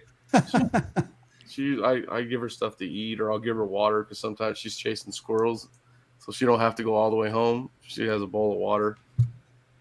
She's a good dog. Well, yeah, she comes back. She comes here every day, but I swear she comes here and goes straight to the trailer. I think she thinks Jim's in there. Goes to the fifth wheel. So I sent Jim a picture the other day and told him, "Hey, your buddy's back. She's looking for you." Yep, they just wander up, man. It's like all the neighbors. Isn't Jim like wandering his way around your neighborhood sometime soon? And I know he's traveling around. I don't know. He knows. He knows if he's here. He just comes. Matter of fact, I'll shoot him a message later on and tell him. I'll make sure he knows. He knows though. He's always welcome. If he was to pull up right now, he knows. He doesn't even have to call. He's always welcome. The trailer will be ready to go. How much of a shock would that be? It's like, oh, hey, it's Jim. He just comes in and sits down in the seat. Hi, how's it going? Yep. That really does seem like the kind of person that Jim is, though. He just kind of shows up. Hey. He always calls first. He's really what do they call that? He's really like on time, and if he's gonna go somewhere, like he was gonna come here, he would call. He would call, and he would just he's real punctual and polite. If he said he was gonna be here, he'll be here. Yeah, he would certainly let you know, of course. But he does know, even if he couldn't call, he's just welcome to come here. He's a very good person, guys. Yeah, there's not too many people I would just let stay at my house or come to my house, and Jim's one of them. He's always welcome here.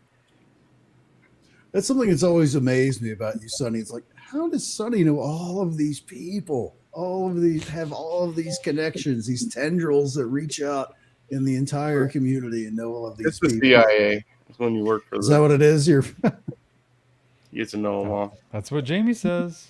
Yeah, Jamie- you can't tell Jamie nothing. She'll tell everybody. She will. Loose lips sink ships. That's right. I was kind of hoping she'd show up tonight. I have multiple questions about her Bigfoot thing. She's probably somewhere else telling on someone else right now. Oh no, Ratting I can out guarantee somebody. you, Jamie is fast asleep. Yeah, she doesn't stay up late. Mm-mm. She might be getting some good loving. Whoa. Well, let's hope so. Yeah, she might not be asleep. She might No, be she was talking about it today on Discord, and in the Discord, she was telling us that she likes to go to bed as soon as the sun goes down. She's a early sleeper. Oh, I read it different. She said when the sun goes down, she goes down. I thought she was being dirty. Damn, Yeah, I wasn't don't- gonna That's say exactly that. what it said. When the sun goes down, I Exactly. go down. Yeah, Sonny. that's not exactly the thing Well, that she meant. you don't had know with gotta Jamie. calculate the You thing. don't know with Jamie. Yeah. Right before she said that, she had just posted a picture of Chad with Morningwood. In Home Depot with Morningwood. Whoa.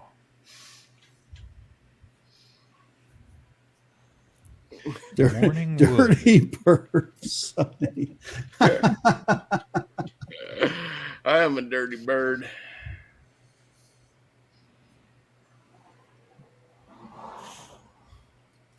Excuse me. Goodness. I thought that was Jeff there in the chat room there for a minute. I'm telling you guys, Jeff gets on here. Jake, you definitely have to be on the show when Jeff comes on here. I don't care Jeff? Oh, the comedian. when Jeff Leeson comes on here, Jake has to be here. That's why he's got to go to you got to go to the live show too. Jake, he's doing 3 shows in Michigan, Jake. Oh. And Chad said that he thinks they're all close to you guys, so you guys really need to go. Chad, stop spanking it, dude, and just get on here, or at least get on here and spank it so you get some airtime. Yeah, get on before you get off. Yeah, or get on while you're getting off. Maybe not that. Get on, then get off. Just cover your keyboard. I want to mess it up. Get the splash guard out. He's dealing with Enzo, that Uh, do you have a fine whiskey tonight you're sipping on? No, not really. It's fairly generic Oh. stuff. Actually, I repurpose other smaller bottles of larger bottles. This is some Bullet bourbon that I've repurposed into a smaller bottle because Bullet makes this ridiculous bulky size bottle that you can't hold unless you have Yeah. like 3 hands. Yeah. I love their stuff, but it's a real pain in the ass to try and Mhm. pour, especially during a live stream. Yeah, you're on a live show. You got this big old bogey. They do not have the live streamer in mind when they design that bottle. It's nope. Bullet bourbon is usually my standard for drinking. I do have others behind me here in my little collection, but that's the drink for the night. Right on. I've been considering driving up to Denver and checking out. There's a particular whiskey they make in Denver that I rather enjoy. It's called Stranahan's that they make up there. I've considered going up there and like doing the tour and all of that stuff, and they have periodic shindigs that they throw up there at the brewery, kind of a thing. Well, I say brewery, it's not a brewery, but it's a distillery and all that. So I've been considering doing that coming into the fall months. So they have some Halloween themed things I've been thinking about doing just as something to do. So Yeah, that'd be awesome. Yep. Yeah, I was gonna ask you, when you drink your whiskey, do you ever mix that with anything, or is it always just? I typically, when I start off the night, I mix it with an ice sphere, and that's it. Is I don't mix it with anything else. I'll have ice at the beginning, and then usually I'm too lazy to say, "Oh, I'll be right back," while I go downstairs and get more ice and come back. So I have this like mold thing that makes it into a sphere, an ice sphere, which it melts at a uniform rate, so it lasts a lot longer than like cube stuff and all this other. It's a whole weird thing. I'm not being super bougie. It's actually science. There's this Yeah. weird contraption thing that I have that actually makes the spheres where it's insulated on 5 sides. It's like a cube, but the top isn't. So that when it freezes from the top down, and it forces all the air out of the sphere, out of the ice. So it's all at the bottom, but the top part's where the sphere is. It's got like a silicon kind of thing. So I get like two little spheres that are like 2.5 inches wide and it's totally clear. There's no bubbles or anything like that in it. And it Wow. lasts a really long time. That's pretty cool. So I can throw one in my custom design Chad Smith podcast. If you'd like to see other things in here, send me a sticker and I'll put it on this Swiss Tech style tumbler. That's a one of a kind there. It is. This is unique. There's nowhere else in the world that has one of these. Sure is. No, not that you would want one, but yeah. And then I just throw one of those ice spheres in here, and it lasts like 2 or 3 drinks, to be honest. For me, One of my father-in-law's favorite drinks is VO and water. VO. Half VO and half water. What is VO? I'm not familiar with VO. VO is whiskey. It's called VO whiskey. VO and 7-Up. A lot of people drink that, call it a highball. Oh, I know what you're talking about. Okay. Yeah, and instead he drinks VO and water. Guys, we just got another Buy Me a Coffee. Wow. This time it was Jake Smith, and he bought 5 coffees. Dude, Jakesters. As soon as this gets built up enough, Spooky, I'm going to buy a new microphone because I definitely need to be hooked up like you guys. No more use of the Yeti.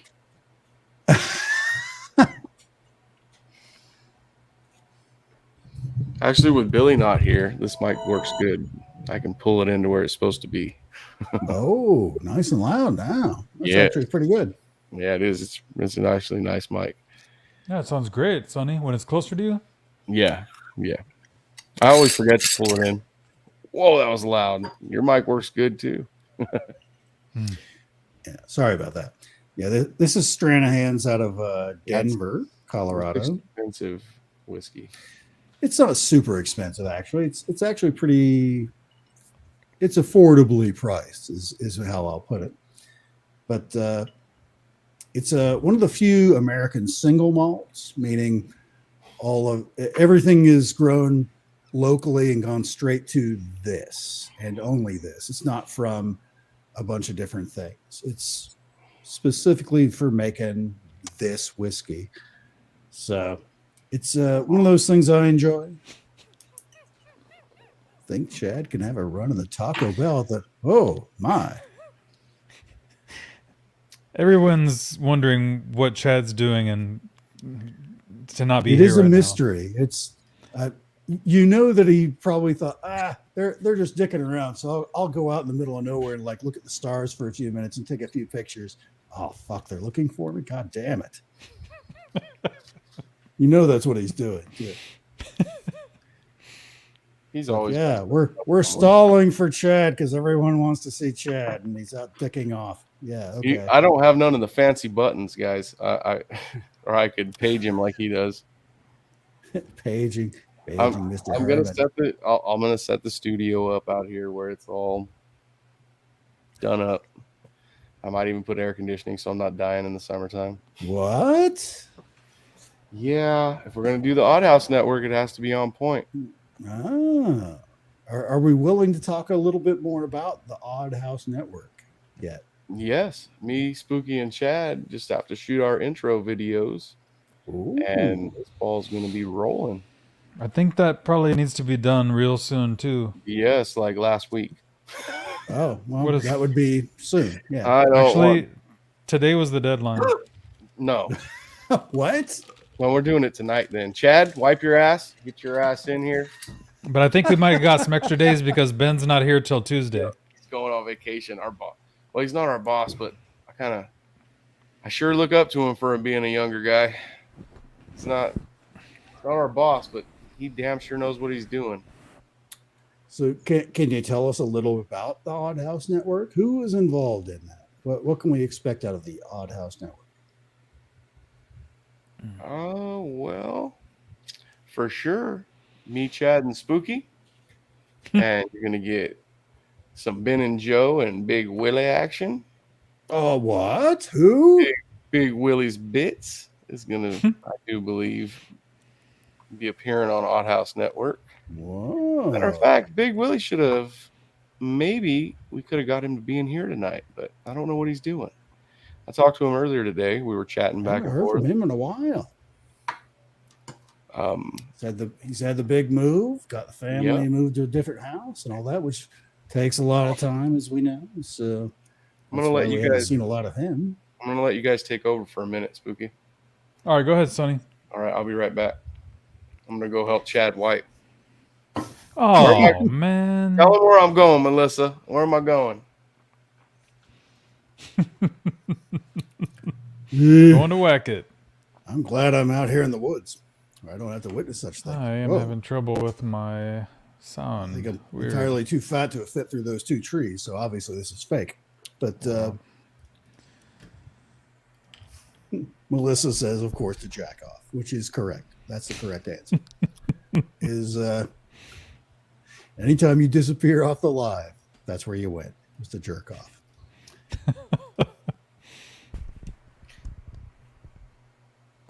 Who is this? Somebody said.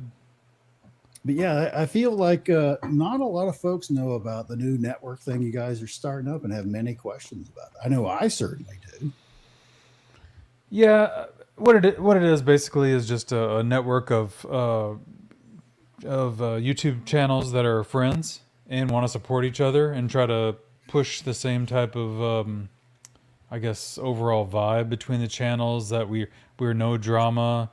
We just want to talk about this stuff that we talk about, and not get into all the drama that other people seem to, and really just try to grow the channels by supporting each other. Sounds like a good idea. Started with discussions with Ben and Joe of UFO Garage, and then we were talking to other channels, and some people had other ideas that they were working on. Some people went and joined another network, so it's just like, we know that we work well together. The ones that Sonny mentioned, we have missed Big Willie being away from YouTube, but we're really looking forward for his return. And that move took a lot out of him. I mean, it's hard with all those little kids. They have young children, Yeah. How many kids does he have? It surprised me how he was able to get on here as much as he did with us. Yeah, and usually that was only just to say hi and like a few pleasantries to people in the chat, and then he was gone again.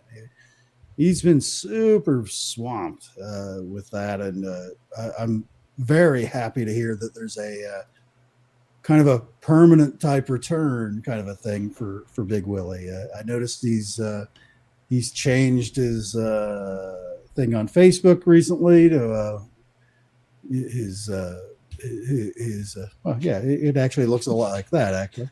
Well, let's be honest, that's just Willie. Oh, his profile picture, yeah. His profile pic. Who's that? We're having a Ladies and conversation, gentlemen. sir. Do you mind? Bam. Yes. Hey, I'm not Please interrupting. welcome. You can wait in the Chad back while Smith. we're finishing our conversation. But here he is, everybody. Hey, Chad, can you offer any more about the Odd House Network and what people can expect from that? The Odd House Network. What have you covered so far? Just the people, the channels that are involved. okay. I feel like I might have missed. I missed the oh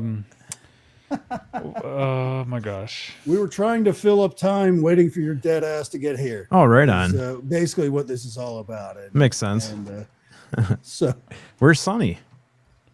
Sonny left us, and you know what that means.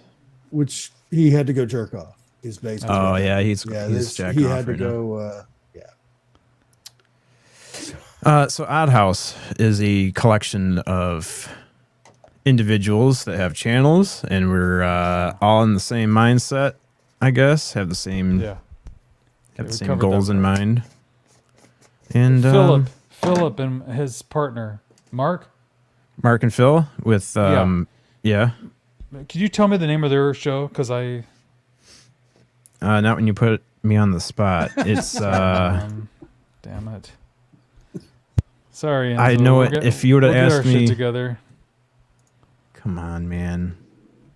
I thought I had How come it. I can't think of this right A now? well thought out network. It's late, plan. man. You've been working hard all day. Yeah, I'm not in It wasn't YouTube mode fair. right now. Sorry about that. That's man. right. Just Mark and Phil we'll give with. Come on, it's right on the tip of my tongue. What if Do you tomorrow? at least What If Tomorrow Tomorrow? podcast? I was about to say, do you at least know Ben and Joe's show's name? They yeah, UFO Garage. UFO Garage. Sure, that's it. Oh, I should Yeah. say hi to people. What's Jake, up, we're people? not gonna get Jake with you. Let's start off slow. Yeah, let's say hello to the audience. There's plenty of folks here who've been waiting to see it. Let's see. I saw Kathy earlier was saying hi. Hi, how's it going there, outdoors, Kathy? Good to see you. Melissa Nicole, Browndorf is still in here. Nightmare's still in here. We got Jeanette Sanchez. She'll never leave. She's always going to be with us. We got Jake Smith, Pinzer. What's up, Lindsay? Lindsay Pinsey.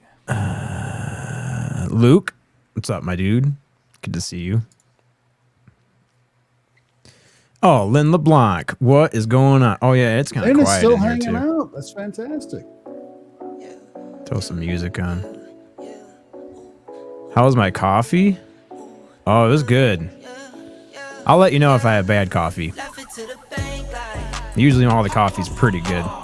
Starbucks has this new instant coffee out for people that are camping and don't have time to be making coffee in a coffee pot, apparently. But it's very good. I think they have 2 or 3 different styles.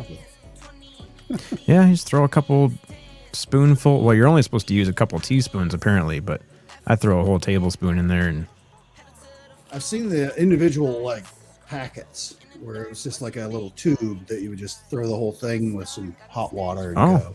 that makes it even easier. Mine's like a container. A little jar, kind of like a jar.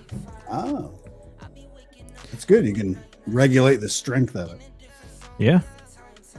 Strong. Very strong. How was your day at work, Long, Chad? Dark coffee. My day at work was dragging ass, man. This was like the longest shift I've ever worked. Been there Don't you 10 hate years. that when and- you want to do something and the time just goes so slow. Yeah. It was horrible. But it finally ended. You guys do were you keeping me do? entertained. What do you do to pass the time at work? Stay busy. I try to just stay as busy as I can.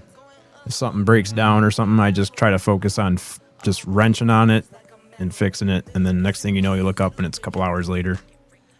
But Do you it's guys have to do preventative maintenance, or do you have staff that does that? yeah, on a daily basis, we do basic PMs. So you just like fill oil level, make sure all your oil levels are full, wipe down the machine. But then we also do monthly PMs where you like, the machine holds like, I'd guess my machine probably only holds like 100 gallons of oil. But like Jake's machine, I don't. Only. That's a lot. Jake's holds a lot. What did I say? 100? You said 100. Oh, it's probably no. It's got to be 50. I'll say 50. Jake's holds a lot though, so I think he's got like 200 gallons or something over there. So it takes a long time to suck all that oil out of there. Then you got to put all new in and change all the filters. Man, I'm telling you right now, Jake's machines are intimidating. I don't work in his department. Yeah. His department is where they actually form the blanks with a header. What's up, Sonny? Do they got big old titties on them? No, they don't have titties on them. Those are the tires. That's at the tire factory. Tires have titties. Sometimes Hey, Chad. 400 gallons. Fudge, I'm having problems with my headphones. Did you try? Oh. Did you tap on them a couple? Up. Turn them up. Turn Got no that shit snare. up. Yeah, I got no snare in my headphones. He's smacking his head. Let's see. Here we go. Here we go. Turn them up. All right. Here we go. Wait. Turn them up. Yeah, you can lay in the tanks like a bathtub. Yep, big machines. That's amazing. Yeah, and every day Jake sends me a video of his machine doing something, and I've never seen it before. I'm just like, man. Then today I went over there, and there was a wire that he had to cut, and the wire was like big wire, like what we make bolts out of. And it like broke loose. It was stuck, and then it broke loose and flung up, and I'm like, holy, you got to have like safety glasses over here. I'm not used to this craziness. So I went back over to my department. A Don't little have a bunch safer of- over there. Yeah. Not as many safety hazards. Oh yeah, what Angel Wings say? Jake, same here. So you I break our CNC machine a lot. They don't ground them very well. Oh man, you run a CNC machine? That's cool. Angel was talking earlier about she's having issues with all the interference from the sun, from all that. And I'm assuming I'm maybe out of context here, but since the equipment, the CNC machine wasn't grounded, it's not discharging the static and such that she may be affecting it. Is kind of what I gathered from that. I may be totally wrong. I'm just guessing, but. Man, my friend worked at an electronics place before where he had to wear like one of those bracelets and he was tethered Yes, to the you desk. got to statically ground you. Yeah, I've worked in things like that too. It makes a giant difference. You build up a lot of static electricity, more than you would think. Mm-hmm. Even from, and like I'm a hairy monster, and that actually rubbing up against like your own clothing generates a static charge. So that you can throw an electrical bolt quite a ways in very dry climates. I've been to Alaska more than a few times where it's super dry, but the static is off the charts. And Oh wow. I remember going to buy a soda at the soda machine, and I had a quarter in my hand. I'm going to put it in the slot. An arc like 1.5 inches long shoots out from the quarter to the machine and lights up the use correct change only sign for a second. Whoa. It's like, holy shit.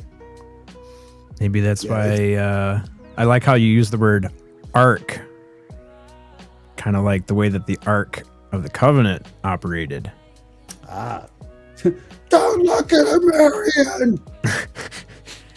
I could be wrong, but wasn't it like sheets of cotton or something that were stacked on top of each other, and then like the static electricity between the sheets of cotton is what powered? I don't recall that from the The movie, but it Oh could no, have it's been. definitely not from the movie. Oh no, I'm kidding, of course. But Oh, I haven't seen any movies, so naturally I wouldn't be. Raiders of the Lost Ark, specifically about the Ark of the Covenant. Yeah, that would be probably a good one to catch up on. Probably.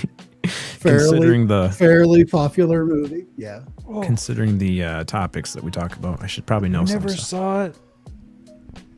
Are you going to remove me from the panel? You never saw any of the Indiana Jones? I don't think so, Spooky. Oh my God. You I gotta at don't least think watch so. that one. All right, just turn everything off. Take your headphones off, throw them in the garbage right now. Just go watch that movie right now. Forget Yeah. everything else. There you go. Peace. I told you how I found out he don't watch movies is when I referred to the part in Dirty Dancing. I go, you remember when we were kids and we always used to try to do the lift with the girls in the swimming pool? Chad said, what the fuck are you talking about? Yeah. I was like, Chad, you mean to tell me fucking never seen Dirty Dancing? The only movie he's seen is Smoking the Bandit. He knows That's a it. fact. Yeah. The only There he is. movie He I watched know. As a repeats. There you go. Yep. Smoking the Bandit. Yeah, that's how I felt. Wah, wah, wah, wah. When I get home, I'm gonna punch your mama in the mouth. Daddy, I lost my hat. I wish You- your goddamn head was in it. God, there's so many Listen. brilliant lines in there. That You better duck, or you're gonna be talking out of your ass. you love sounded that it part. all on the radio. Yeah. I saw that, you some bitch. Yep. I Your saw ass that. on molasses. You did that on Urban purpose. Cowboy was good, but John Travolta, What was it? Oh, Urban Cowboy. Jake has seen something that I haven't seen. What's Urban Cowboy? My What? daughter just got I gotta the look. I license gotta go. plate. I Are you just bought from them for Earth? Yeah. Bud and Sissy. I'm starting to wonder if I am in the same dimension as you guys. This is You're unacceptable. not. Maybe I'm in a different dimension and those movies just don't exist All here right, or something. You've got homework this weekend. You need to have this rectified immediately. Put the evidence in the car. But Daddy, I said put the evidence in the car. Put it in the car. Then he's holding it on his lap. Put the evidence in the back. An entire door car. Yep, damn it, that's an such awesome a movie. Brilliant movie. Yep. Oh, so many. And there was, I believe there was no Yeah, script. the Avocado sandwich and a Dr. Pepper to go. I'm in a goddamn hurry. That's right. You want something? Hush puppies, Daddy. We ain't got time for that crap. Dumb That's son of a right. bitch. Whatever he orders was fine. Anything else is like, we don't have time for that. I want hush puppies, Daddy. We ain't got time for that crap. Dumb son of a bitch. I saw that, you son of a bitch. And That movie is For the good. time, it was especially amazing because everyone knew Jackie Gleason from The Honeymooners prior to that, where straight regular network TV and kind of fairly clean cut. You know, by today's standards, there's still the arguments like, hang on, bang zoom to the moon. He's going to hit his wife so hard that she's going to go into orbit and onto the moon. That's okay. All right, that was the time frame. But it was still relatively clean, and then to have him just cussing and screaming and just saying the most outrageously racist and everything else things in that movie was so amazingly groundbreaking for him as a character actor. It's like, what? I didn't know this was even possible. Man. Yeah, he was he's something else. And he lived in a UFO. That's true. He lived in a UFO shaped house. Apparently very close friends with Richard Milhouse Nixon, who supposedly went and picked him up and drove him to a little base there in Florida to show him alien bodies in Bud Sissy. What is this? That's Texas Bud from and Texas Urban Texas. Cowboy. This is It Urban is? Cowboy. John Travolta was Bud, and what's her name? Yeah, this was in the back of his window in his truck. They were in the back windows like that, and it said Bud and Sissy. Yeah, I'm not What's that her name, big. Sonny? Who's the actress? I forgot her name. Sweet Tits. Sweet. Is that her professional name or The lady with the Deborah- knife. I only know her from Ferris Bueller's Day Off. what is that show called? Sony? Urban Oh. Cowboy. Urban Deborah. Cowboy. No, Is it Deborah Messing? Sweet Tits. Urban Cowboy. Yes, Deborah Sweet Tits. Urban Cowboy was Deborah Winger. I knew it. Oh, Deborah Winger. Sweet Tits Winger. That's it. Deborah Winger was Sweet Tits. Sissy, It's and John nearly Travolta the was same. Bud, and he could ride the bull, mechanical bull. He certainly could. Yeah, Hey, John Chad, you Travolta should was pop pretty- on over to the Just Rogie show tonight, where they're talking about what's your favorite scary movie, 80s horror edition. Ooh. Oh yeah? That actually is going to be good. That sounds like a lot more fun than this. Yeah. Yeah. Well, let's go. Starts Everybody at goes, 27 yeah. minutes. See you later, everybody. Yeah. See you later, Sonny. Damn. Just I need to Rogie. go fuck you guys. I'm out. She's better than Yeah. us. Dude, Exploring with Well- Fluffy's on right now with Taro and T and Second Star Fluffy. Survival and our friends That's where Matt went. Channy and PLE. They're all live I love right all now. those people you're talking about. They're talking about the 1968 Night of the Living Dead full movie. Yeah. Romero. I don't Okay. know that movie. What? I've heard of that movie, but I don't think I've watched it. We It is a class. we need to go to the after show, and I'll pull up like Grandma's Boy because I bet Chad hasn't seen that one. I have seen Grandma's Boy. Grandma's we'll- Boy. We'll find some movie you haven't seen, and we'll watch a movie tonight. Oh man, It's not that hard. I'll be asleep, dude. What? I tried, guys. I'll be asleep. I'll be sleeping. Oh, if it was porno, he'd stay up though. Drop the after hours, cuz. All right. All right, we're switching the after hour. We're switching to the Yeah, after hours logo. We stayed on long enough, so Chad can All come right. say hi. We're going to after hours. All right, ladies and gentlemen, thank you so much for being here on the. High five. High Oh five. boy! High five. High five. Whoa. Whoa. Wow. Oh, Wait, we're not in after hours yet? What are we doing? Wait, are we not? Are we on YouTube? No, I don't think we're on I thought YouTube we anymore, were right? doing the after What hours. she got This is on? not the after Never mind. hours? That lady's shaking her ass at me. She knows I'm Kind of looking. busy here. Damn. She knows I'm looking. She knows I'm interested. Oh, where'd the lady go with the nice ass? Uh. They brought old Slim Pickens out here. Ain't nobody want that little kid bikini. Maybe the next one will be more to your liking. Oh my God, Jeanette Sanchez. Dear Oh. God. She got some junk in that trunk. That's what's up right there. Oh boy. All right, guys. Wow. I'm getting out of Hey, here. don't get in this yet. Oh, wait, you can in as long as I don't Yes. have Yeah, we'll be We here need to still. Get the hell out of here quickly.